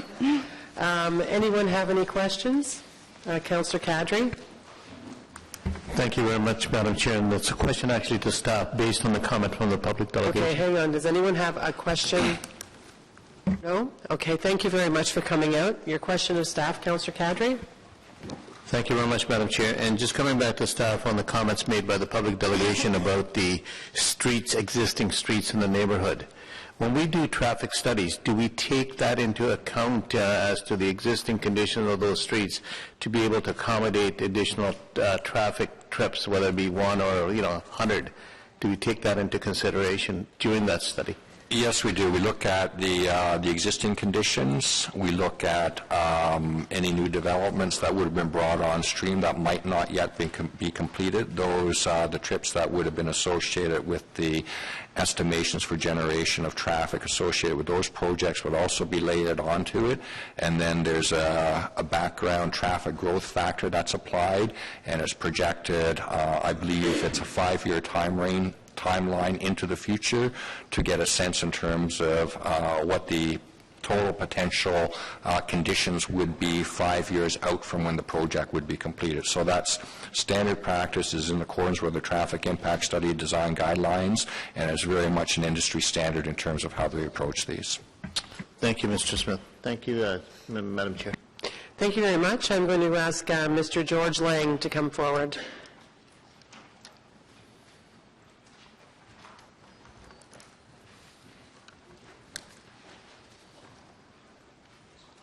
Welcome. Okay. Yep. You have 5 minutes. Thank you. Okay. Thank you very much. My name is George Lang. I'm from Livable Bayswater. I had a question and a comment, but I think my question's already been asked by Councillor Leeper, and it was to get the clarification on the link, the cut through Queen Juliana Park. So then my second comment is really on process. I'm retired now, but in my past life, I was a certified project manager, a PMP. And quality assurance is the thing that I'd like to raise as a suggestion. I think that there was a huge flurry of emails over the weekend on that Queen Juliana Park. And as a community person, we don't really enjoy getting into all that kind of stuff. And I think my impression is now that if the authors were doing that again, they would probably change the wording of what was written in the document to make it clear that that the CDP ruled the day, and the CDP said that cut through was really not on the table. I think this is a classic example of a cost of quality. And so my suggestion is that the department should look at setting up a quality assurance regime to avoid these sort of things in the past. I think it would be a matter of bringing in a QA consultant for a little while, setting up some QA regimes, so that documents like this don't go out the door to the public with those sort of issues in them. There's some classic stuff in cost of quality documentation and research which shows that further along the life cycle, there's great graphs actually, they're really nice and easy to understand. These further along the life cycle of a document, if there's a mistake found later on, it's at the high end of the graph, it costs a lot to repair. If you catch it early on, it costs very little to repair. And the cost of quality is several things. One is plain old dollars. Another is related to dollars. It's the time of your people fixing the problems. Another is that the time to your project timeline. If you have to keep going back and fixing things, it screws up your project timeline. But the last thing, and probably most important for the city, is reputation. Cost of quality affects your costs. You have reputation costs. That's what we used to refer to it as. So you want to get those errors out of the report early on, particularly for the reputation side of things, before they hit the public realm, before they are released. And it's not rocket science to do a quality assurance regime. It's really mainly, the main part of it is a series of reviews. And I think if the document was reviewed a little bit earlier on by some of the other team that were more up to speed on the Carling-Preston CDP, then they probably would have caught that cut-through stuff and had the wording changed. And this isn't the first time that my involvement in these sort of things has shown this kind of stuff where a QA assessment would have fixed things. There was other stuff that was put forward on, I think it was the Main Street study that was done, the Main Street studies, where that group hadn't had their stuff reviewed by anyone that had worked on the Carling-Preston CDP, and they were doing the very same thing, looking at the zoning for Main Street areas that were covered already in the Carling-Preston CDP. And they were suggesting things that were different, that had already been worked out in the Carling-Preston CDP. Anyway, that's a comment, and I think it would help things. Sometimes I feel that the public is used as your final review point for the documents, and we don't really like having to do that. But anyway, I think it's a suggestion that you should consider. Thank you. Thank you very much. I'm going to ask our General Manager, Mr. Moser, to comment on how we actually link together CDPs with something big like this, how the path is is meshed and merged and followed. Mr. Moser? Madam Chair, I certainly agree that quality control is something that we spend a lot of time at, and we, like yourselves, don't like to see there to be any errors or facts not correct in the report. So we do certainly have a one-over-one review in terms of the reports that we bring forward, from the program manager to the manager to the eventually to myself. So certainly we try very hard to make sure that nothing, if you will, slips through, because we don't want to impact our reputation, nor do we want to impact reputation of council and committee. In terms of the interaction between the parts of the department, we work closely together in terms of how we do that. The crossover from one group finishing a CDP to the developer review group looking at an application that flows from that. So, we try very hard. You pointed out, an issue that we have today. We'll certainly work toward not having it in the future, but we do have built in a lot of quality control within our reports. And to add that, you've invested a lot of money, well, not a lot of money, really, for what, actually a small amount of money, but in staff, to educate them to a higher level in urban designs and all that sort of thing over the last few years as well. Correct? Yes, Madam Chair. Thank you. Anyone have any questions? Thank you very much for coming out. And so now I've got, I have two sets of people registered that, but I'm going to ask Mr. Faubert and Mr. Jack and Mr. Carrazza and Steve Grandmont to, if you all want, are you all going to come up together? Because if you are, then I will give you, because there's so many of you, 10 minutes tops for presentation, etc. We might as well have everybody before us at the same time. Welcome.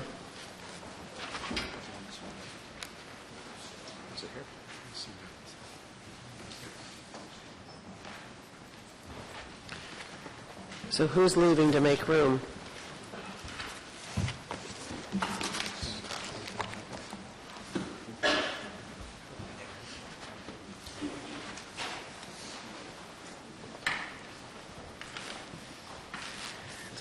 Can we find another chair for Mr. Jack, please?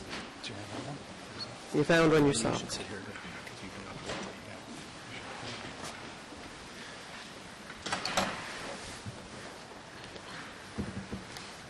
Thank you, Madam Chair and members of the committee. I am here with Steve Grandmont, who's representing Richcraft, Enzo Carrazza, who's the project architect, and Ron Jack, who's the transportation consultant that worked on the project. We're not going to give a big presentation, Madam Chair.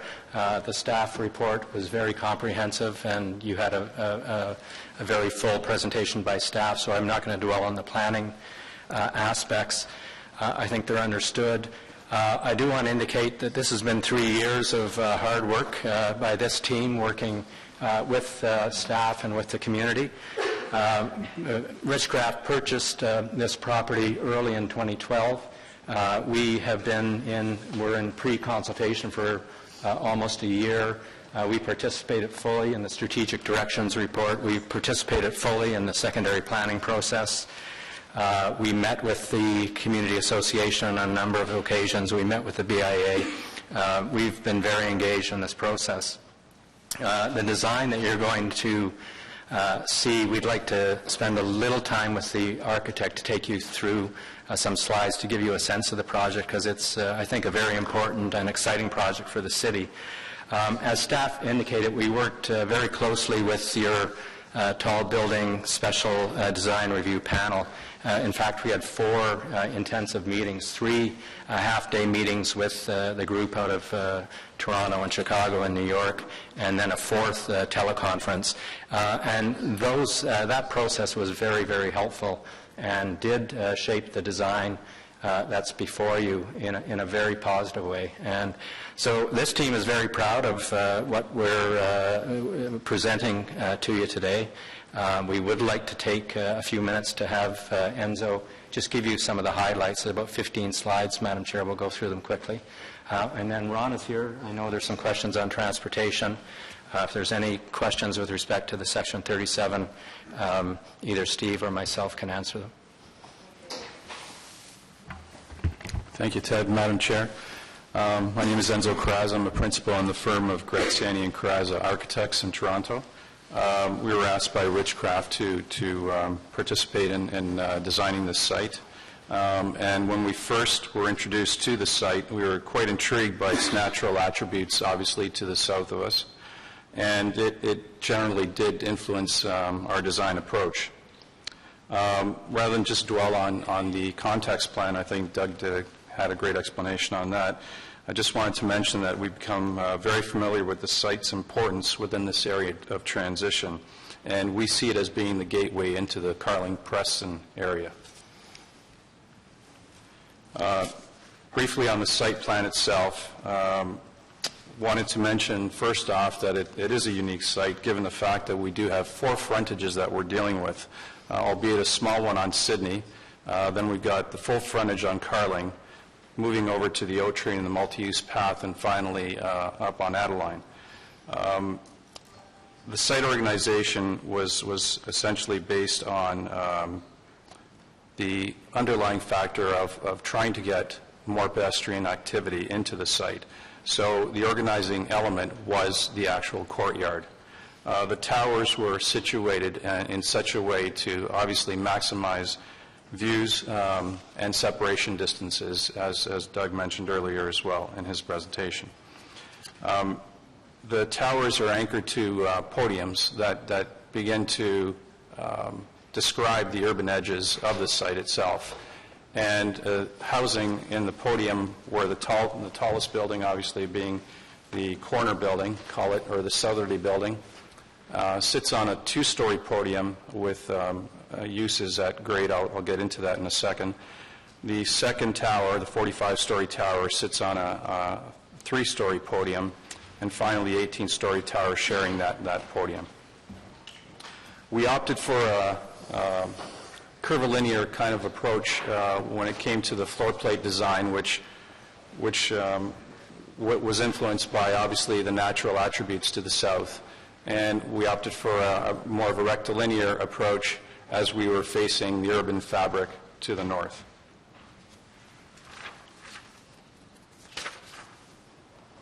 Thought it was important just to take it to the ground plane for a moment.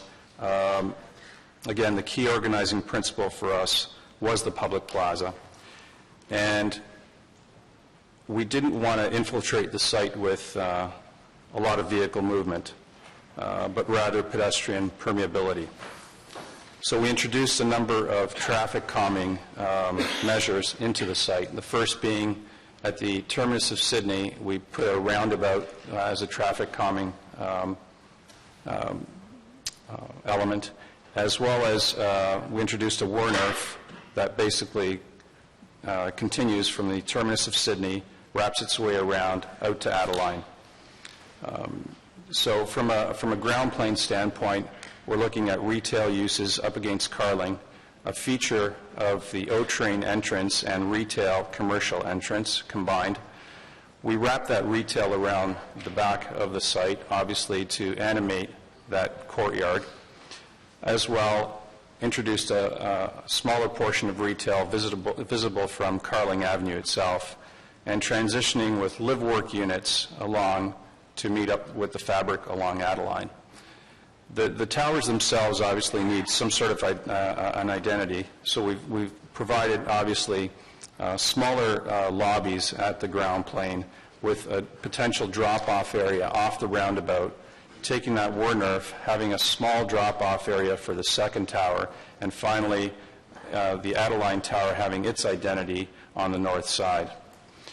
It's always challenging on a multi-phase project like this to service the buildings, and we thought it was important to minimize that impact on the site itself. given the public plaza. So what we did was centralize the service area in behind and internalized it within that podium of the second two buildings. I'll just quickly take you through in a clockwise formation around the site itself, and the small key plan on the bottom will indicate where these views are taken from.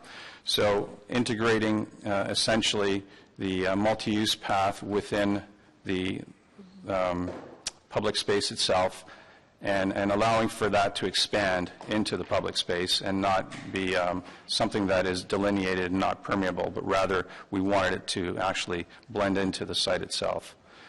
So just from a ground plane walking north from Carling and Preston, on the right-hand side is the O-Train feature retail entrance. Moving along into the site, the expansive public plaza. A view looking from Sydney into the plaza itself as it opens up into an inspired pastoral landscape that was taken its cues from the south. Just looking back towards Carling and the multi-use path. As we move along the Wernerf along where it meets up to Adeline, the drop-off for the Adeline building and the identity to the building itself as an entrance point. And just the LiveWorks themselves, trying to separate the private and public spaces by raising up these terraces for these LiveWork units so that they do have a sense of privacy. Looking back from Carling, looking north, the access point where we've actually delineated a few lay-by parking spots for the retail itself, the roundabout at Sydney, again the roundabout at the terminus of Sydney, and finally just a couple of views of the actual architecture of the building at the podium level, whereby we've part of the SDRP request was that we match our podium height with the Icon building which came in before us, and so that will start setting up the framework for that urban edge along Carling and the O-Train access point. And we wanted to maintain that clear white podium base even in the evening, and that's why you see it being looking the way it does. Access point to the tower. And just a couple of shots from a distance, a view looking southeast from Yonge and Fairmont, where you see the rectilinear portion of the building facing the urban fabric. And another view looking from Dow's Lake with the curvilinear approach to the tower itself. And finally, just a night shot from Dow's Lake itself and the iconic towers that we've created. Thank you. Thank you very much. And I was speaking with staff a couple of weeks ago, and we had seen something, I think it was on Twitter, from Toronto, where they showed a picture that had been taken of the Toronto waterfront, the harbor, and then a picture after that, 10 years after the fact. And so I think in the case of this application, I think that we should have that shot as you come around the driveway, Queen Elizabeth, and that shot, and then a shot down the road. Pardon? Exactly. Well, we'll stage it. You pessimist, you. Okay. Anyone have any questions? I'm sure, yes, Councillor Blais. Thank you, and thank you very much for the presentation. I have to commend you on the architecture. I do think the buildings are very nice, and the finishing looks like it's very well thought out. Often when we have these intensification and tall building projects before committee, a lot of the concerns and questions from the public tend to relate more on site plan issues rather than the sheer issues of zoning. So I'm just wondering if maybe you can get into a little bit of detail as to why we're not also seeing a site plan application at the same time. I'll let Steve add to that, to this, but we also have to go back to the Specialized Design Review Panel as we work through some of the details here. There's also some marketing discussions still underway with respect to the uses, and clearly the current market for condominiums is is not as vibrant as it should be. So we anticipate there's no panic to have the site plan concurrent with the zoning. It allows us the time to complete the detailed design elements that we need to do with respect to the building, to deal with some of the marketing and to move forward. Steve, I don't know if there's anything to add to that. Ted, you probably, through Madam Chair, Ted probably explained it really well. The market is actually dictating the timing of the site plan. Obviously, like you look at the market right now, last year there was barely 500 units, or just above 500 units that was, or concrete construction that was sold last year. This development, I know it's been quoted that you're looking at around 1,100 units. That's basically if everything is all condominium units. Being a mixed-use center, we're not quite sure yet of all the detail as usage. It might be office usage and some of the element of the tower, hotels. There's been a lot of buzz around it, and so we want to be patient on the usage of the building. So that makes sense. So how does your traffic modeling and some of the other studies vary depending on the mix of use you might put into the building?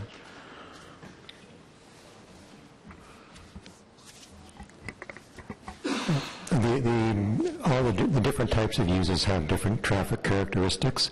We haven't modeled alternative scenarios at this point. We've modeled the residential retail scenario. Yeah. And if and when they come forward with a site plan that has more current detail on the land uses, we will have to redo the study to reflect what's being thought of at that time. Okay. So if, Mr. Grandmont or whoever's best positioned, if market conditions remain similar to today, and based on whatever forecasts you're using, what are the timelines we're actually talking about? Ish is fine. Yeah. Well, the project itself consists of 3 buildings. There's 118, one at 45, and one at 55. Based on today's market, the 55-story building, if it's all condominium, it would take probably 3 years of pre-sales. Yeah. It's kind of a long shot from that perspective. Would the 18-story building in today's market make sense to actually release? Yes, but based on the amount of inventory that's actually approved right now, just ready to go in that particular area, I think Ridgecraft is going to end up being a little bit patient and on a precaution side. Again, we don't have a timing in mind right now. It all depends. I mean, we would like to have the condo market to be back to close to the 2,000 units before we can actually release a tower of 55-story. Okay. And just my last question is on the elements of the public realm, the plaza. Is that going to be dedicated to the city through the zoning process or through the building permit process, or how is that going to be public? Through the site plan, the agreement is that we would give a surface easement, so that it would be fully owned by Ridgecraft, maintained by Ridgecraft, but fully publicly accessible. Okay. Thank you very much. Thank you. Councillor Cadre, question? Thank you very much, Madam Chair. And just coming back to a question, Mr. Faubert, about the servicing of these buildings. You've shown some service areas in the second building on the first tower in the middle. How are you going to connect that tower service area to the other 2 buildings? Is it all underground, or is it going to be on surface? How is that going to happen? Yes, the intention is that it's all underground. Totally underground? Yes. All right. Thank you. Thank you, Madam Chair. Any other questions for the delegation? Good. You must have done a really good job. Thank you for coming in today. So I'm going to call an end to the public delegations part and come back to committee. Who's first? Councillor Brockington? And this would be for questions and wrap-up now, just so that you know that. Okay? Yes. And wrap-up. I won't start with wrap-up. And 5 minutes. We're now being timed? Fair is fair. We haven't started the clock yet. I want to first apologize if this has been emphasized and re-emphasized about traffic, but I'm concerned about traffic, and I want to go through tower by tower about where residents and visitors will be entering and exiting from with respect to Tower A, which will be facing Carling, B, in the middle with respect to Sydney, and C, Tower C, hugging Adelaide Street. Would staff please go through each tower and tell me where exactly the cars will be entering and exiting from?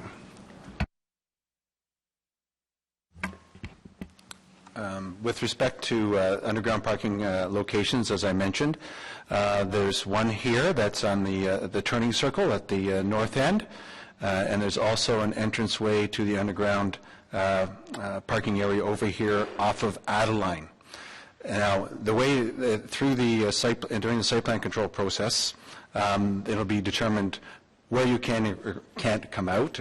Certainly you could have the opportunity to restrict the access out onto Adeline, but if I remember correctly, it might be about 70 cars at the peak time to use this. Now everyone, if you're under here and you want to go west, most likely all vehicles wanting to go west will come out here onto Carling Avenue. If you're looking to go east, you can use Sydney, or you can use Adeline here. It is a recommendation that we move the traffic light from Pamela down to Adeline. It serves more as a pedestrian light up there. But here, that will allow cars during a red light to platoon, to go south, and then travel east. Sydney is too short to be and too close to Preston Street, to Preston and Carling, the Carling light here. There's a concern that if you didn't have this access onto Adeline, it would back up onto Sydney.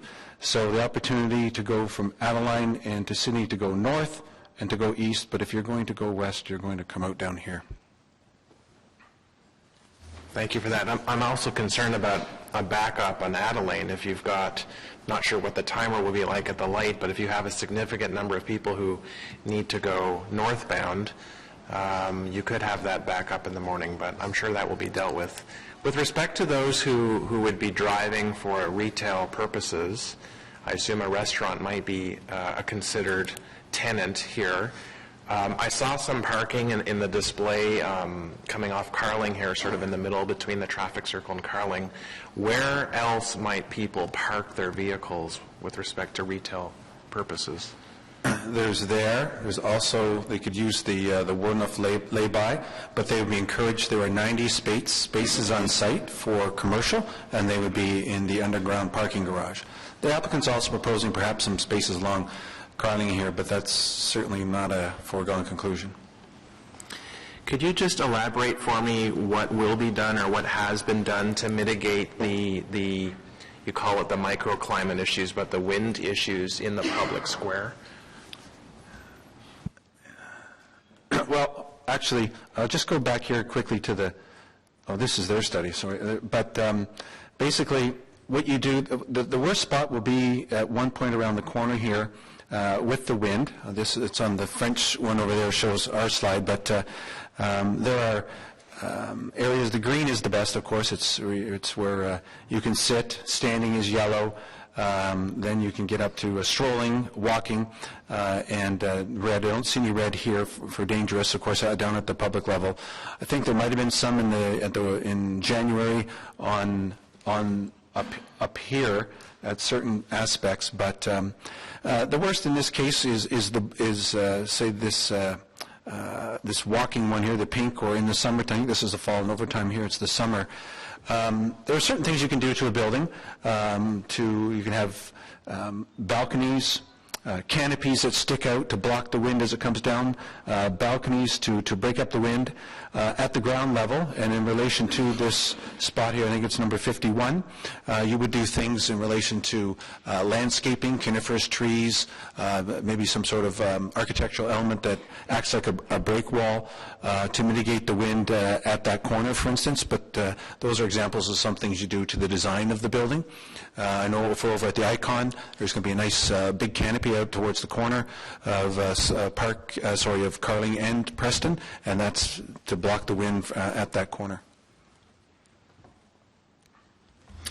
Thank you. And finally, as everyone knows, this intersection is going to be very well developed, not just with this project, but other projects that are about to be built as well or are in the queue.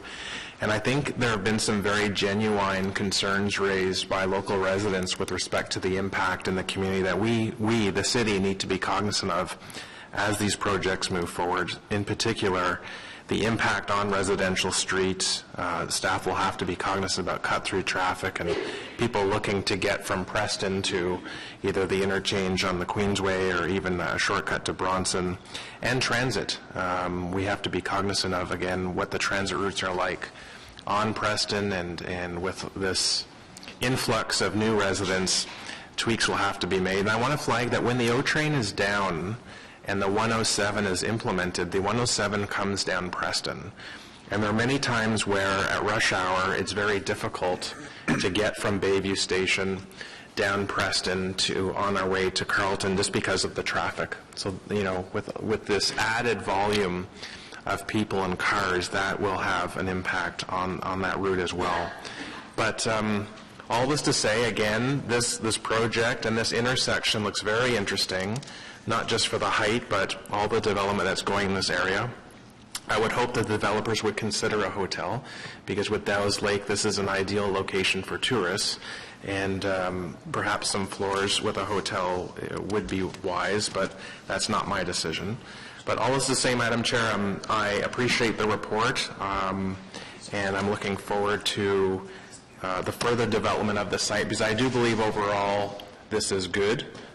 Certainly there are concerns with the height. This is the largest tower in the city's history, and we thought we had the largest tower across the street, but now someone wants to build another tower, so it's interesting to see this. But it certainly will change the skyline of the city.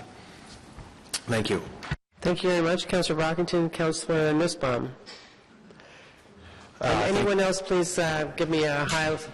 Yeah.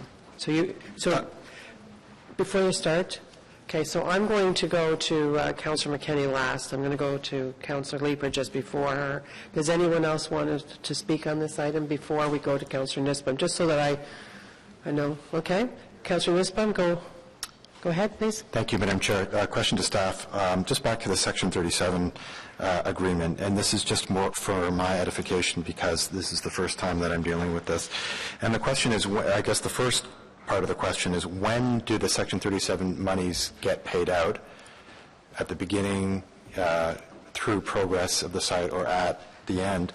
And the second question is, if it's towards the end, is there some inflationary mechanism in place? Because obviously $3.3 million in 2015 dollars is very different from $3.3 million in 2035 dollars if we are talking about a 20-year time frame for this to be completed. Thank you. Madam Chair, just briefly, yes, it is indexed to inflation, and typically, the Section 37 monies we don't get them up front. We get them, and we've been getting them at the time of site plan control approval, that the agreement is registered, or up to, or when a building permit is issued, or up to, and I remember in there's certain circumstances, up to 2 years after a building permit is issued. But they certainly don't come until near the end of that process. Okay. So, Councillor Leeper, please. Fairly quickly, I'm taking a look at the traffic assumptions. 40% of the traffic is expected, whether for retail or residential, to be arriving and departing in cars. I'm new around the table. Do we have a target for these sort of mixed-use centers for what the modal split should be? And are we achieving it here? It seems like a really high number at the right on the O train and one stop away from the Confederation line. Madam Chair, I think part of the whole strategy in terms of the city's official plan to transportation, master plan, and the various frameworks are being established is really to focus the most significant change in intensity of development around and in locations that are well served by transit. In terms of, do we have a specific target? I don't know if the Transportation Master Plan actually articulates a specific target, but the whole notion is increasing opportunities for people to make alternative choices than to rely on the use of the automobile. And I think what we're finding over time is that those projects that in fact do get built in proximity to transit generally do contribute to a higher modal share using transit than what might otherwise be the case. So, and the industry, the traffic consultants that are retained, and we're involved in reviewing those studies by our own transportation engineers, we do have modal split sort of assumptions that are sort of incorporated into those studies. My experience in reviewing those studies is that oftentimes those assumptions are very conservative, and oftentimes you actually exceed what those assumptions are. So at the end of the day, in terms of the traffic study work that was done for this project, it did identify what the peak period generation would be, both AM and PM. Those numbers are not incredibly high because we do have a very high modal split assumption, and the expectation is that, in fact, those modal split assumptions will be achieved, and I think that also carries forward, and you mentioned earlier as well, the conditions that you find along Preston Street in terms of traffic. Those also impact decisions of people that live in these areas. If you're close to transit and it's going to take you half an hour to drive, and it takes you 15 minutes to jump on the train, when you can walk into the train from inside the building, it makes it a much more attractive scenario for you to use that option.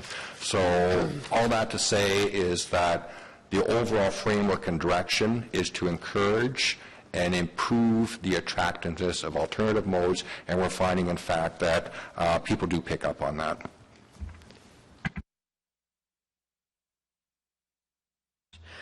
Councillor McKenney, for your comments. Wrap up. Thank you. And thank you, everyone. It's my first trip to Planning Committee and dealing with the city's proposed tallest building. So it certainly is, it strikes me that, we are transitioning into a bigger city with this type of proposal. We've got new LRT construction underway, and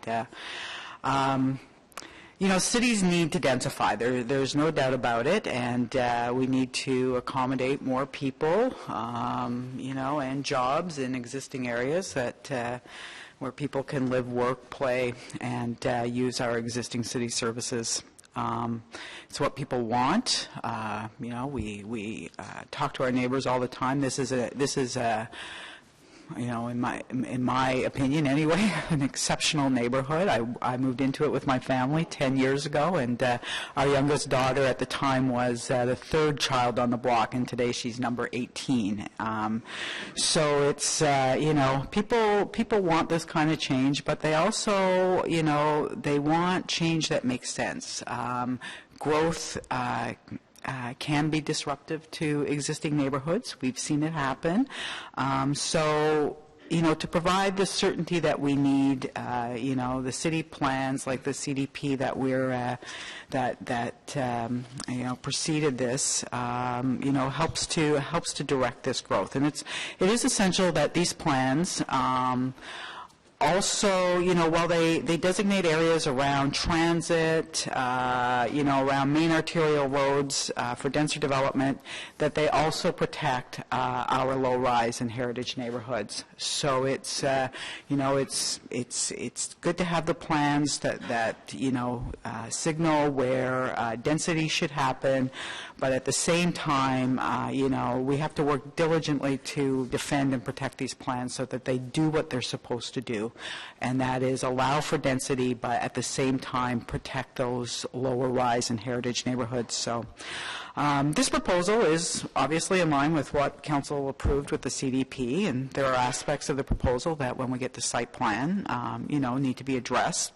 Things like traffic flow and access and egress from the site. But, while it will turn a car lot, an existing car lot, into homes for over 1,000 people. And that will have an effect on the neighborhood, and I do thank my council colleagues for agreeing, or my committee colleagues today, on the cash in lieu of parkland. We don't have a lot of space downtown. We don't have a lot of green space downtown. We've got, plant pool that will have to, absorb another 1,000 homes. So it is helpful. And again, I'm on public record as saying I don't agree that burying hydro wires is a greater public benefit. However, I do support the establishment of the 2 WRNFs Woonerfs. My Dutch wife would tell me that I'm not pronouncing that properly, but I'll let it go. They do calm traffic, and I'd like to see them established across the city in different places. But just before I wrap up entirely, I think it's time also that as a city we recognize and start to talk about affordable housing. As we grow on our transit lines and on our main streets, we're also, driving up the cost of housing in the very areas where people who, need transit, need to be able to walk to work and walk to recreation centers, can be pushed out of that area. So I think that it's incumbent upon us as a council to start to think about that, and whether that means we set aside lands along our transit lines for future development of affordable housing. I do think that it's important that we start that conversation and that we make sure that, as our neighborhoods grow and prosper, that we're not leaving anyone behind. So I thank you. And I just want to say thank you to my community who worked for over a year. My predecessor, staff, worked very hard on developing the CDP that is going to direct this transition in our city. So I do want to recognize that. Thanks. Thank you. Thank you, Councillor McKinney. Thank you, everybody. And I think that this is really a change in the go forward for the City of Ottawa. It's an exciting proposal, and we don't know, we have the guesses of Councillor Blais on how long it may be, and certainly we know that the times that we're in right now, but it's been very, very, well, surely it has been a process that has been fulsome, starting with the Preston Carling. And I want to thank the staff for sure, definitely the community, and the greater community that's become engaged in that. And I also want to thank the applicant. I want to thank Richcraft for the work that they've done in going around to every single member of council and presenting their case and talking about their plan, and really making sure that what we have, and as we go forward, that we're doing it well. I think we're going to have more to learn as we go through the site plan, more specifically, and that sort of thing. But this is an example where we had a CDP, and we're committed to sticking to that CDP, and that's good. That's the start of how we want to roll out in this 4 years, as I said in my opening comments. So thank you very much. We had that technical amendment with all the X's and the M's, et cetera, that I don't think we voted on, that we had explanation. Correct, Mr. Mark? I haven't voted on that, on the technical amendment. So on the technical... Filed it, Madam Chair, but it wasn't voted upon. So on the technical amendment, is that carried? Yes. And on the 845 Carling application, is that carried? Yes. Thank you very much. Thanks. Well done, everybody. Okay, so now we're going to go to our last item, and as you know, 12:30 is our quitting time. So I'm just saying that, because then we won't be back till 1:15. So we've got speakers, and we have Ms. Baldwin. Kim Baldwin is coming forward, and John Smith, and Don Herwire.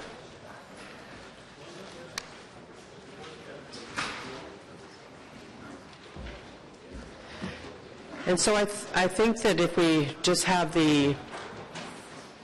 rather than a full presentation, have the conceptual up there, it's be good to look at. And I'm going to ask committee, once we have that, if anybody has any questions that need to be asked before we go, or clarification. No? Questions before we go to delegations? But welcome. Welcome, Ms. Baldwin. Do you have any opening quick remarks? Not a presentation, but anything that... 566 Hilton Avenue and 148 Clare Street. Thank you. So, Madam Chair, just very briefly, so what you have in front of you is a rezoning. It's to allow for a planned unit development that would include a semi-detached building and a row house development. of 7 units on the property. The planned unit development and row houses are currently not permitted. There's a few performance standard modifications that are also being requested, and from the staff perspective, we're satisfied that this fully fits within the official plan policies and directions for infilling within established residential communities, and we're more than happy to answer any comments that you might or questions you might have. Okay, so committee members, should we go directly to delegations? I wanted to say that we've received quite a bit of communications on this, and so thank you for everyone that sent that in. And we have one today that's from Karine Lawyer. Thank you, Karine, for doing this. Very well written and sharing that with the committee members. So our first person to speak is Lieutenant Commander Matt Cleary.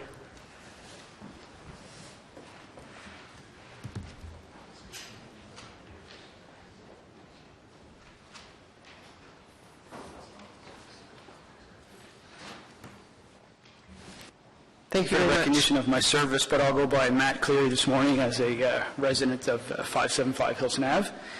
I guess my 5 minutes starts now, so I got a little bit to go through. Obviously, I'm opposed to this development, and the reason why is that it's suggested at one of our consultation meetings that the zoning bylaws are just guidelines. And I would argue that the requirements in the official plan, or the zoning requirements in the official plan, are comparable to a contract between the city and its residents.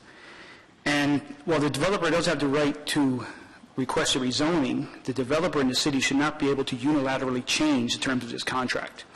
If the neighborhood were a concurrence for a zoning change, then the rezoning would be fine, but it appears that most of our neighbors are not agreeing with this. Spot rezoning should not occur, and if our street wants to rezone, then the whole street should be opened up, not just one lot. So my principal objections today are with respect to the spot rezoning, but I'd like to highlight a couple of technical points. I am an engineer and I deal with complex design issues on a regular basis. So even though many of our concerns have been dismissed by the developer and the planners, I feel I'm qualified to challenge the technical aspects, and I also feel that I'll be challenged on some of the aspects that I'll bring up. The first one is snow storage, and if you look at the southwest corner, there's a snow storage area. In my opinion, it's not large enough. It conflicts with the placement of the proposed trees. If you look at the landscape versus the plan, removal from the storage location will be required quite often because it is quite small, and it's going to be difficult because it is a tight space. Add to the fact that in conjunction, there's going to be 9 separate homeowners who are going to have to agree on a contract with a snow clearing agency or snow clearing company. So it's not a good idea. The building width itself for the townhomes, it's 4-meter exterior, which is very narrow. It'll probably be 3.5 meters at best, not counting a meter for stairs on the interior. It's not going to be accessible for older residents because of all the stairs, and it's going to promote young singles to occupy, not families or elderly, and it's dense construction, high profit for the developers, and low density occupancy. Parking is a contentious issue, I guess, with every development. The clearance between the semi-detached homes and the townhomes is too narrow for a mid-sized car. And a mid-sized car is going to have issues getting into the first unit and the last unit. For the first unit, the cars will actually have to go in and back into it. It's marked as unit number 3. And to come out, they'll have to come out forward and back out onto the street, on Clare Street. Not ideal. The turning radius data used by the developer is incorrect. They use 3.8 meters, and the average for subcompact cars, such as a Toyota Yaris or a Honda Fit, is actually 5.5 meters. Auto zoning bylaw dictates that the required auto width is 6.7 meters, and the developer proposes 5.3. So I'm going to move on I'm running out of time here. Brings me to curb cuts. It's going to be a complicated evolution for parking. Residents are going to park on the street. The planners highlighted that a key benefit of this proposal is less curb cuts, promotes more pedestrian-friendly environment. I want to point out that less curb cuts is not a universal solution, and this situation, a lack of proper infrastructure on Hillson sidewalks, will actually make the street less safe for pedestrians. With cars parked on both sides of the road in winter, there is at best 9 feet of clearance. With Hillson being a pedestrian road for school-aged children, this proposal will force kids out onto the street on a blind hill in winter. The proposed 90-foot sidewalk to nowhere will only serve the residents of the townhomes, and the pedestrians will continue to walk on the road. So deciding on this is actually a safety concern. Approving this will make a safety concern worse, and it could actually mean someone's life. So in conclusion, the developer knew their zoning requirements when they purchased the property. The glossy proposal boasts an increased intensification with overall benefit to the community, when in fact it only serves to increase the return on their investment. There is no net benefit to the community for this proposal, and it amounts to a compromise in safety and well-being of the residents. Spot rezoning should only be considered when there is an obvious benefit to the community that could not occur without rezoning. It's not the case in this situation, and it's been illustrated by the Community Association on several occasions. Similar and arguably better intensification can be achieved within the current zoning. So the planning report indicated that 30 submissions were received, and I'm assuming that all 30 were concerns and oppositions, not compliments. And the community group is opposed, and our councillor is opposed. So this process exists here today because it allows us to have a say and influence what happens in our neighborhoods. The amount of opposition for this development alone should be enough to vote no. If this development is approved today, it will illustrate that the system is inherently broken, and the city does not actually listen to its residents or care what they have to say. Thank you. Thank you very much, and I'm going to go to your councillor. Councillor Leeper has questions. Thanks, Lieutenant Commander, through the chair. You talked about two considerations, the reduced turning radius over what you feel is considered necessary and the lack of snow storage. I didn't hear a lot of discussion about the impact of what that would be if it were allowed to proceed. How do you feel it would affect the neighborhood? For turning radius, obviously, you're going to have, the garages will become storage areas, in my opinion. The development is proposing to sell these things to a diverse demographic. If it's difficult to park there, people just won't park. They're going to park on the street. There's a noted safety issue at Hillson already. The residents have been complaining for years that the hill going north on Hillson is blind. There's no sidewalks from Clear going south towards Buell. So people walk in the street. There's nowhere to go. So what's going to happen is there's going to be increased street parking there now because there actually is a curb cut there now that prevents cars from parking. So there's room. So now they're going to get parking on both sides. Kids are out on the street. I see it now. Hillson is narrow without sidewalks. I walk with my dogs, and it's tight with vehicles. And the second part, snow storage? This is essentially should be a strata or a condo. It's you got 9 units who are going to have to agree on a snow clearing contract. There's a little postage stamp about, 15 feet by 20 feet for snow storage where they're supposed to store the snow for the winter. It's going to have to be cleared regularly. It's a tight space to bring a backhoe inside to clear it. So it's going to be an issue. It's a logistical issue of just get rid of snow and then having neighbors, this little community group of 9 units get together and pay someone. Thanks. Thank you very much. Now, next up is Corinne Lawyer and Dr. Louis Oliver.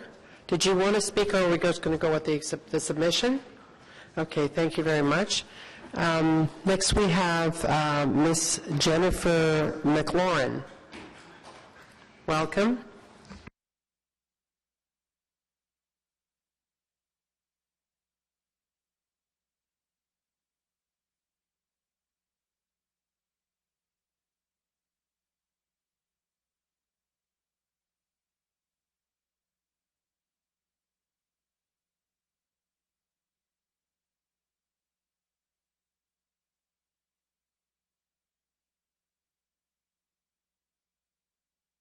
Welcome. Thank you, Madam Speaker. I'm very nervous here.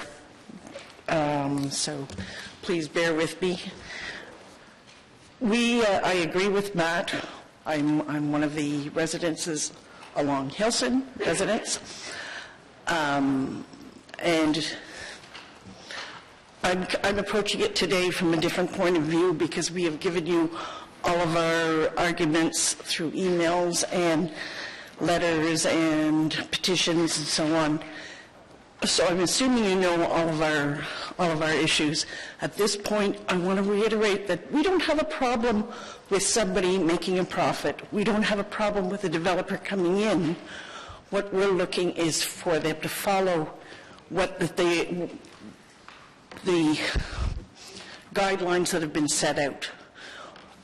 We want you to look at the points outlined, not just from a city councillor point of view, but from the view of a citizen who made their home in Ottawa, defends the bylaws within Ottawa because of a love for the city and what it currently has to offer.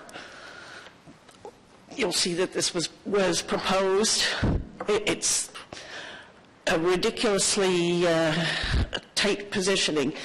The picture on the left is how it currently is, and that the 7 units on the front will be along that front side. Again, I apologize. I'm very nervous here. You know what? You're not the first one, so just take a deep breath. I'll give you like a 20 seconds extra. Take a big breath. Just shake it off a bit and go to your face.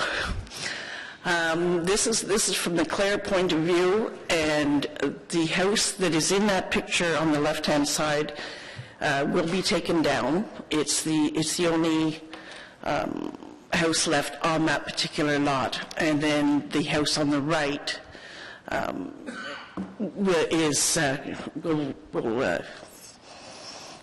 is one of the neighbors that's already here. This shows the entrance into the garage area, which Matt was defining with the turn radius to get into your garage. There is no possible way anybody, with the exception of a smart car, would be able to pull into those garages. It will be used, just as he said, for storage, and people will be parking on the street. We don't have room already for people on the street. I'd also like to show how the property, on the picture on the right, the property on the left of the picture on the right will be removed. It's at the same level as the picture as the property on the right, but in the rendition, it's dropped quite a bit.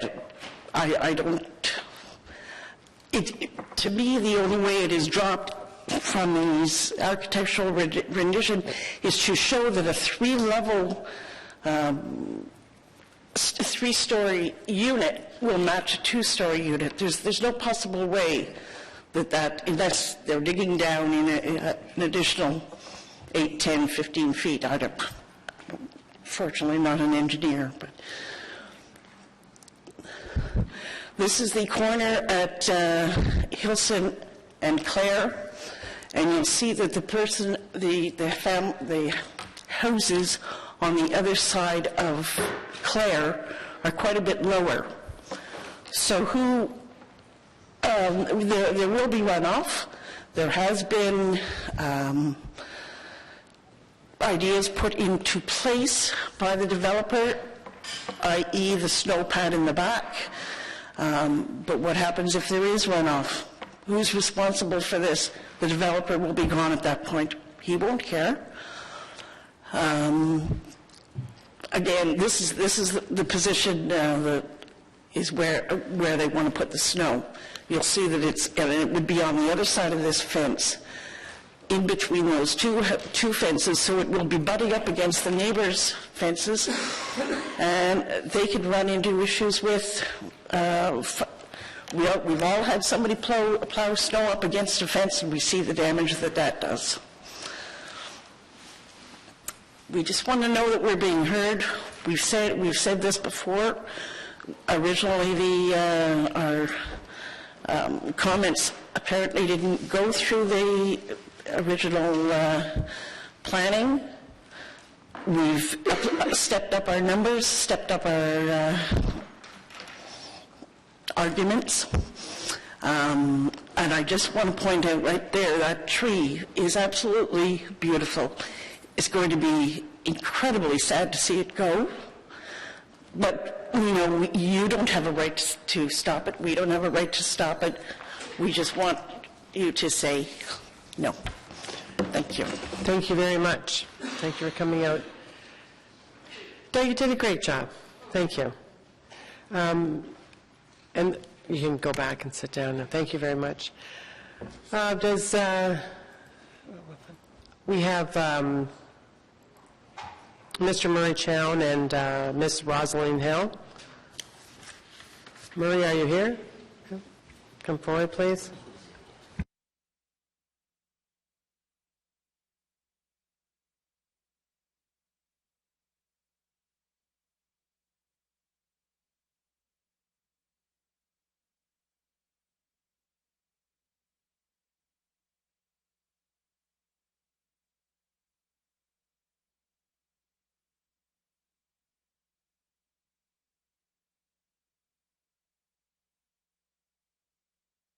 Welcome.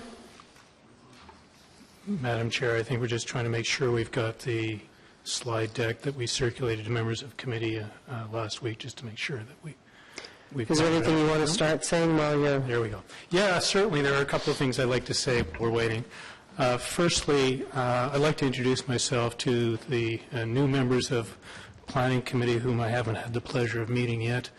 I'm a planner that's been practicing in the Ottawa area my entire career, both in the public and private sector, and the last 25 years I've been with the consulting firm Novatech Engineering.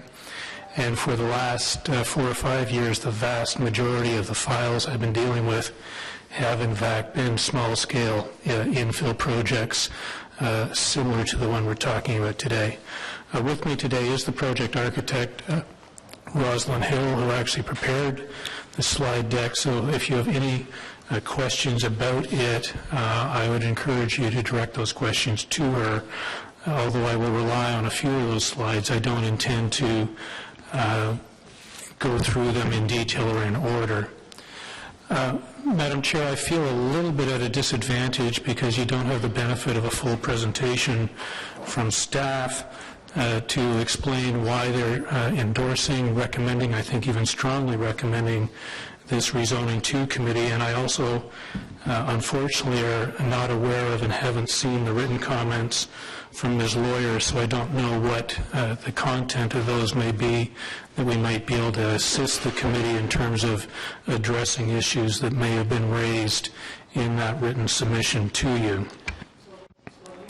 You were sitting here listening to the comments that have been made. Yes. And so perhaps if you were to deal with the concerns that were about the turning radius to get into the garage, the drainage and where is it going, and what the lay of the land and the difference in the grading that as it appears in the picture and as the build form that you want to develop. If I may, Madam Chair, then what I would, with the committee's indulgence, what I'd like to do is deal with some high-level observations I have with respect to the application, and that responding to those 2 or 3 detailed questions, if Ms. Hill could respond to those. She has actually investigated all of that in some detail in terms of fine-tuning this project. So with the committee's concurrence, I'd like to make a presentation. And just so you know, we're talking about 3 minutes left. So use it wisely, and then we'll ask questions if we have other ones, okay? And I will be very quick in terms of my overview. This project responds extremely well to the city's policies with respect to infill and intensification. In particular, it, I think, nails the objective of creating and providing a mix of housing in this community. A lot of the written submissions that we've seen speak to this being a community of single-family homes and semi-detached homes. A lot of the infill historically both by my client and others, have been replacing single-family homes with semi-detached homes. What we have here is a unique opportunity on a corner lot to actually introduce some townhouses with rear yard access to parking, providing an opportunity for housing that's not readily available in this community, both for young families without children, but as important, or maybe even more important, to older households in this community who may want to downsize and move into a smaller, more affordable unit while staying in this community. The units being proposed are 2-bedroom units. They're significantly smaller than the typical semi-detached dwelling that's being constructed as an infill project in this community and is appealing to a different market. In terms of scale and massing of this project, I think it's worth noting that the as-of-right development on this property could be much bigger and more, have greater mass than what's being proposed. Triplexes are a permitted use on this property and can be constructed to a height of 11 meters as of right, whereas what's being requested in the rezoning that's before you today is permission to build to 10 meters. And depending upon where and how you measure that, actually most of the buildings being proposed are well below the 10 meters. So let's talk about the streetscape. One of the things that I think is important to recognize is this project is a perfect fit for the city's vision for infill development and how it addresses the street. If this property was to redevelop with semi-detached dwellings, or if this property was redeveloped with triplexes, you'd see more garages, more driveways facing the street. The objective of the Mature Neighborhoods bylaw, which is not in force in effect yet, but God willing and the OMB willing will be in force in effect within the next month or two, is intended to provide an attractive streetscape between the building and the street. What this project does is provide a fully landscaped front yard along the street, providing opportunities for landscaping and additional street planting. The street itself is not going to change dramatically from what it is today. You heard about how this is going to impact the street and safety. It's going to result in one additional on-street parking spot. And perhaps somebody, I have to, thank you. As you know, we're going to be fair, everybody's getting the same amount of time, but perhaps some people have questions. Mr. Councillor Leeper. Any questions? Not until I question of the applicant. Yeah, no, you can. We'll go to you after we're finished with delegations. Councillor Blaine. Sure. Yeah. Thank you. The access to the parking in the back, is that a private lane? How is that? What function does that? Yes, it would be a private lane with a condominium co-ownership of the lane and co-maintenance of the lane. Okay, and to staff, just touching on the issue of snow storage, how much of the site is allocated to, or how much is available to allow for storage versus the need for removal? Madam Chair, the site plan that was submitted with the rezoning application does identify an area for snow storage. Snow storage is an issue that we would be looking at more closely through the site plan approval stage to make sure that if it is going to be stored on site, that it's an appropriate location, that the conditions around that would be appropriately able to manage sort of whatever runoff might occur. And if it can't be appropriately managed on site, and as is typical of urban infill such as this, where there are challenges to storing soil on site, there's conditions included in the approval requiring that the snow be removed from the site. So that would be looked at through that process. But there is room here identified, and we'll be having a closer analysis of that through the site plan. So just going to the conditions, if the conditions are put on to the site plan, then there would be something registered on title with the property owners that requires the removal of the snow? That's correct. So before we go to Councillor Leeper, I just wanted to say that it is 12:31, and it's 1 minute past when I said we were always going to take a break. So with your indulgence, or unless you really want to have a break now till 1:15, are we going to finish this item? I know, we all agree? Okay. We have, this is our last delegation. And so no other questions for our delegation? Thank you for coming forward. You have a question for the delegation? Yeah, I think we need to just explore the driveways a bit, because it's been raised both written and orally. I'm looking at... Okay, and is this of... To the delegation? Okay. Yeah, so they're particularly houses 1 and 3, but I'd like a comment on all the driveways. Obviously, you've done your research, but publicly, can you reply to concerns that have been raised with respect to being able to get in, regardless if I'm turning left or coming from the south, turning right? Can I get into the laneways? I don't think everyone will own a smart car, but, you know, a regular-sized, mid-sized sedan, will there be issues getting in, or you've done your work and this will not be an issue? Can you please clarify? Yes, and this issue was raised by planning staff during the review process.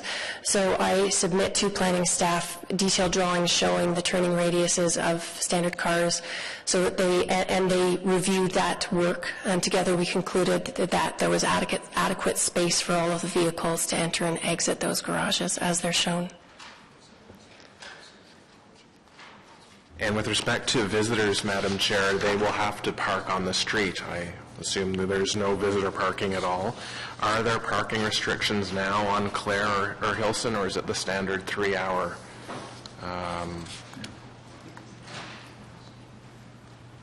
Mr. Herwin? It's the standard 3-hour maximum, yes. Okay. All right, thanks. Thank you very much. So I'll go back to, that's it for questions for you. Thank you for coming forward. Thank you very much. And I'll come back into, close down the delegations, come back into committee, and go directly to Mr. Leeper. Actually, I do have one question of staff after the delegations, which is, I know we're discussing this as a planned unit development, and therefore there's no minimum width on the townhomes. But the townhomes that have been proposed, were they just townhomes in the R3 zone? And if they were done as a permitted form, these towns are proposed to be 13.5 feet compared to the minimum required, I think something like 20. I'm just wondering what kind of signal we send to the development community around our zoning laws around the size of townhomes when, for this proposal, apropos of no reason, we're proposing to lop 7 feet off of the minimum width.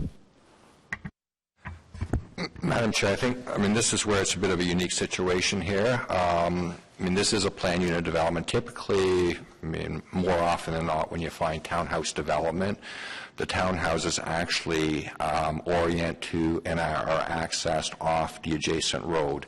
And typically what you find in those conditions is you would then have a parking garage that becomes part of the width of the townhouse. In this instance, you don't have that. The parking garage is in fact located at the back end of the townhouse. So from a functional and practical perspective, this is able to be accommodated by virtue of it being a planned unit development, with the access being provided off a private internal driveway with the access to the rear. So I don't see this as precedent setting. If there's another situation that arises or that presents an opportunity where you don't have to have individual driveways leading to the public street and a driveway leading to a parking garage, and you're able to achieve that, it's all about how you embrace and orient to the street, and the provisions for townhouses in terms of setting a standard is focused on making sure that the driveway and the garage are not the predominant street face and that you in fact can enter the unit from the street edge. So I don't see this as a precedent-setting situation. I see this as a unique opportunity that's not necessarily applicable in all situations where townhouses might be proposed.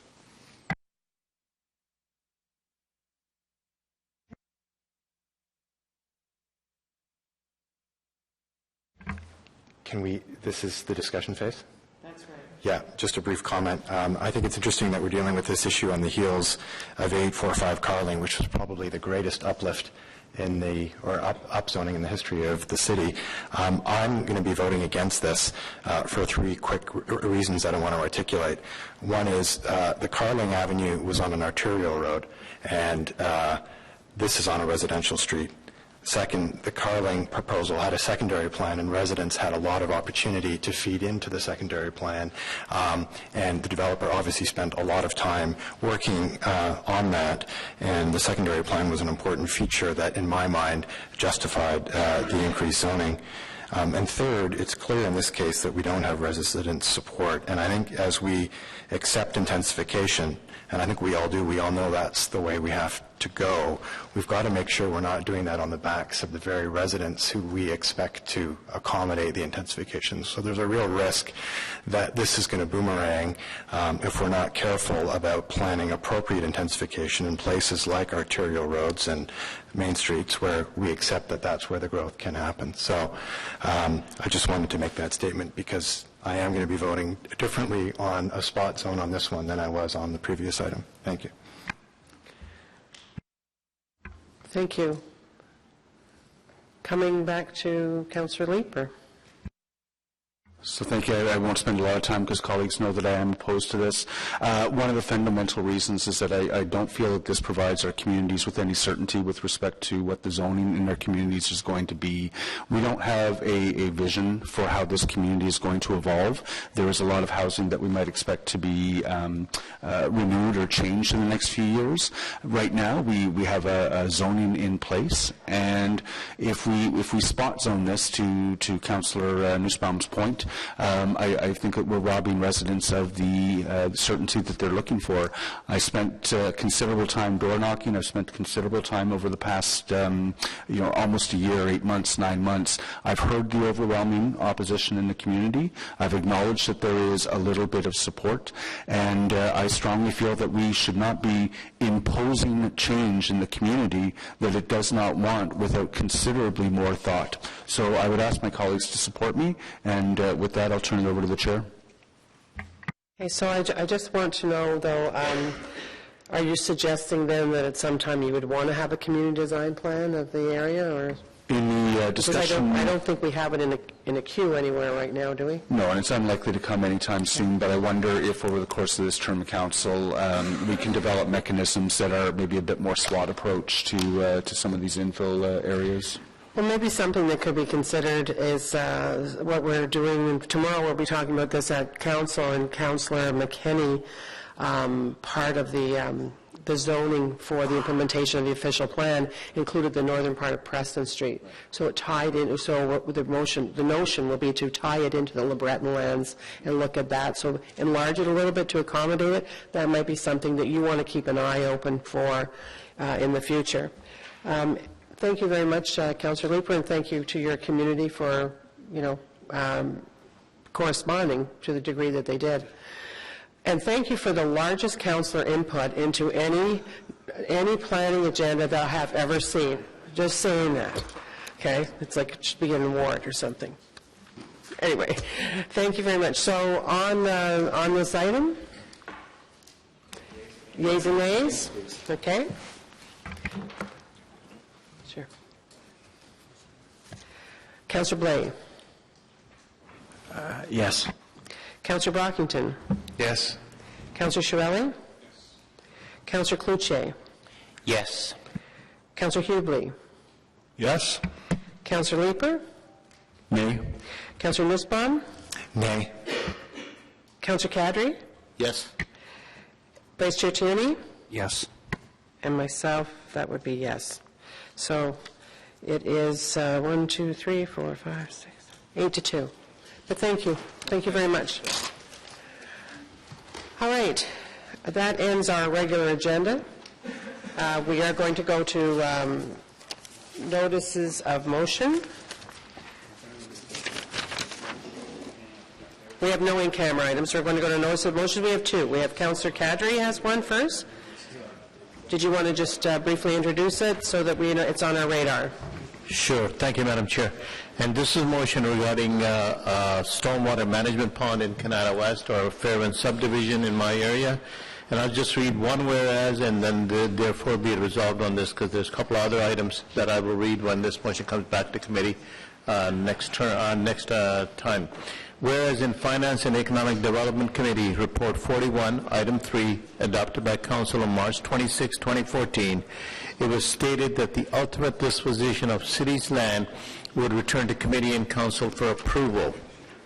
Therefore, be it resolved that Planning Committee recommend to Council that Council authorize the execution of a license of occupation for Pond 4, with such license of occupation granted to Mattamy, Fairwinds West, Limited being in a form satisfactory to the city's manager or his designate, subject to the prior written concurrence also being executed by the trustee of the Canada West Landowners Group cost-sharing agreement to certify that the city will be reimbursed for the compensation value for the land utilized for the stormwater pond, less the relocation cost of the on-site facilities. So this will be coming to the next Planning Committee meeting, Madam Chair, and then from there, hopefully, it'll progress to Council on the next day. So thank you. On the 24th. Thank you very much for the advance notice. Thank you. Councillor Leeper, notice of motion? At the thank you, Madam Chair. At the subsequent meeting of the next meeting of the Planning Committee, I'd like to bring a motion forward. There was a special cash in lieu of parking payment made by the owners of 99 Parkdale. That money somehow became a discussion about spending that in the civic hospital area. It's been determined that the street furniture that they had hoped to build is not going to be practical, so I'd like to repatriate that cash to the Mechanicsville community, which is the one that's going to be affected. Do you need me to read the motion? No, because it's a notice of motion. Perfect. Thank you for the heads up. Anyone else have a notice of motion? No? That's good. And any inquiries? Other business?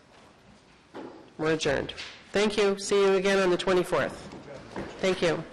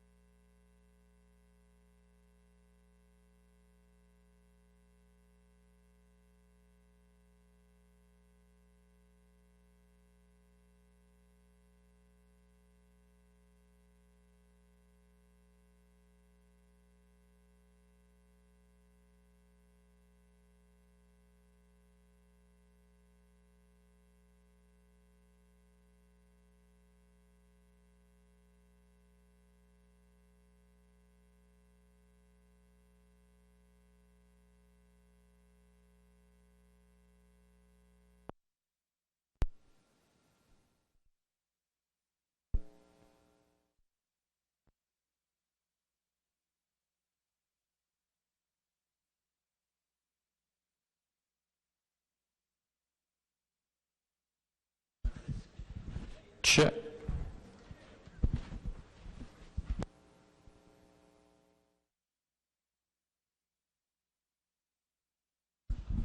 Check, check, check.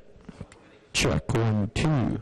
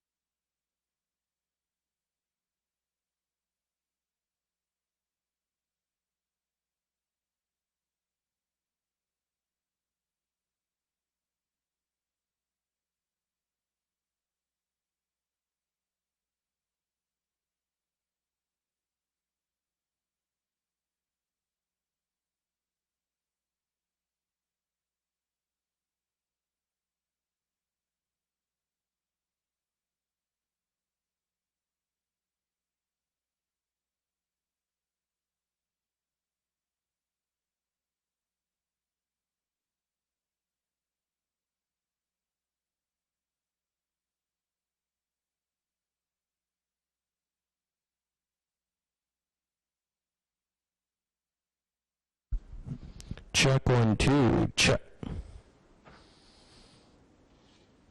Check, check, check, check, check. Check, 1, 2.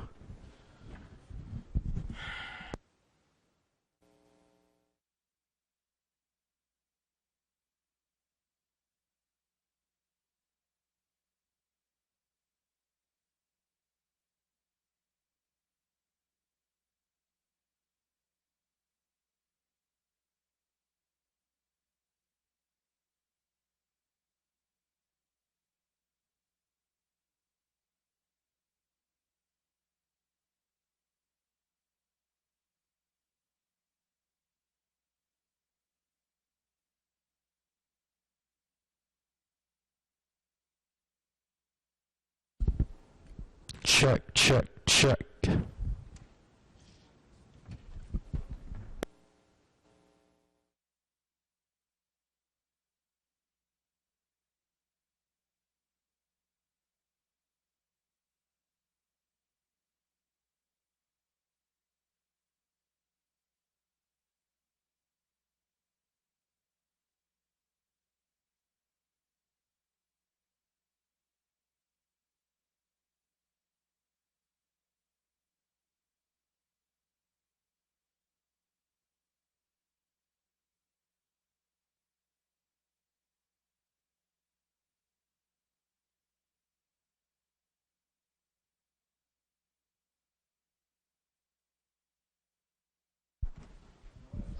Check, check. Check, 1, 2, check.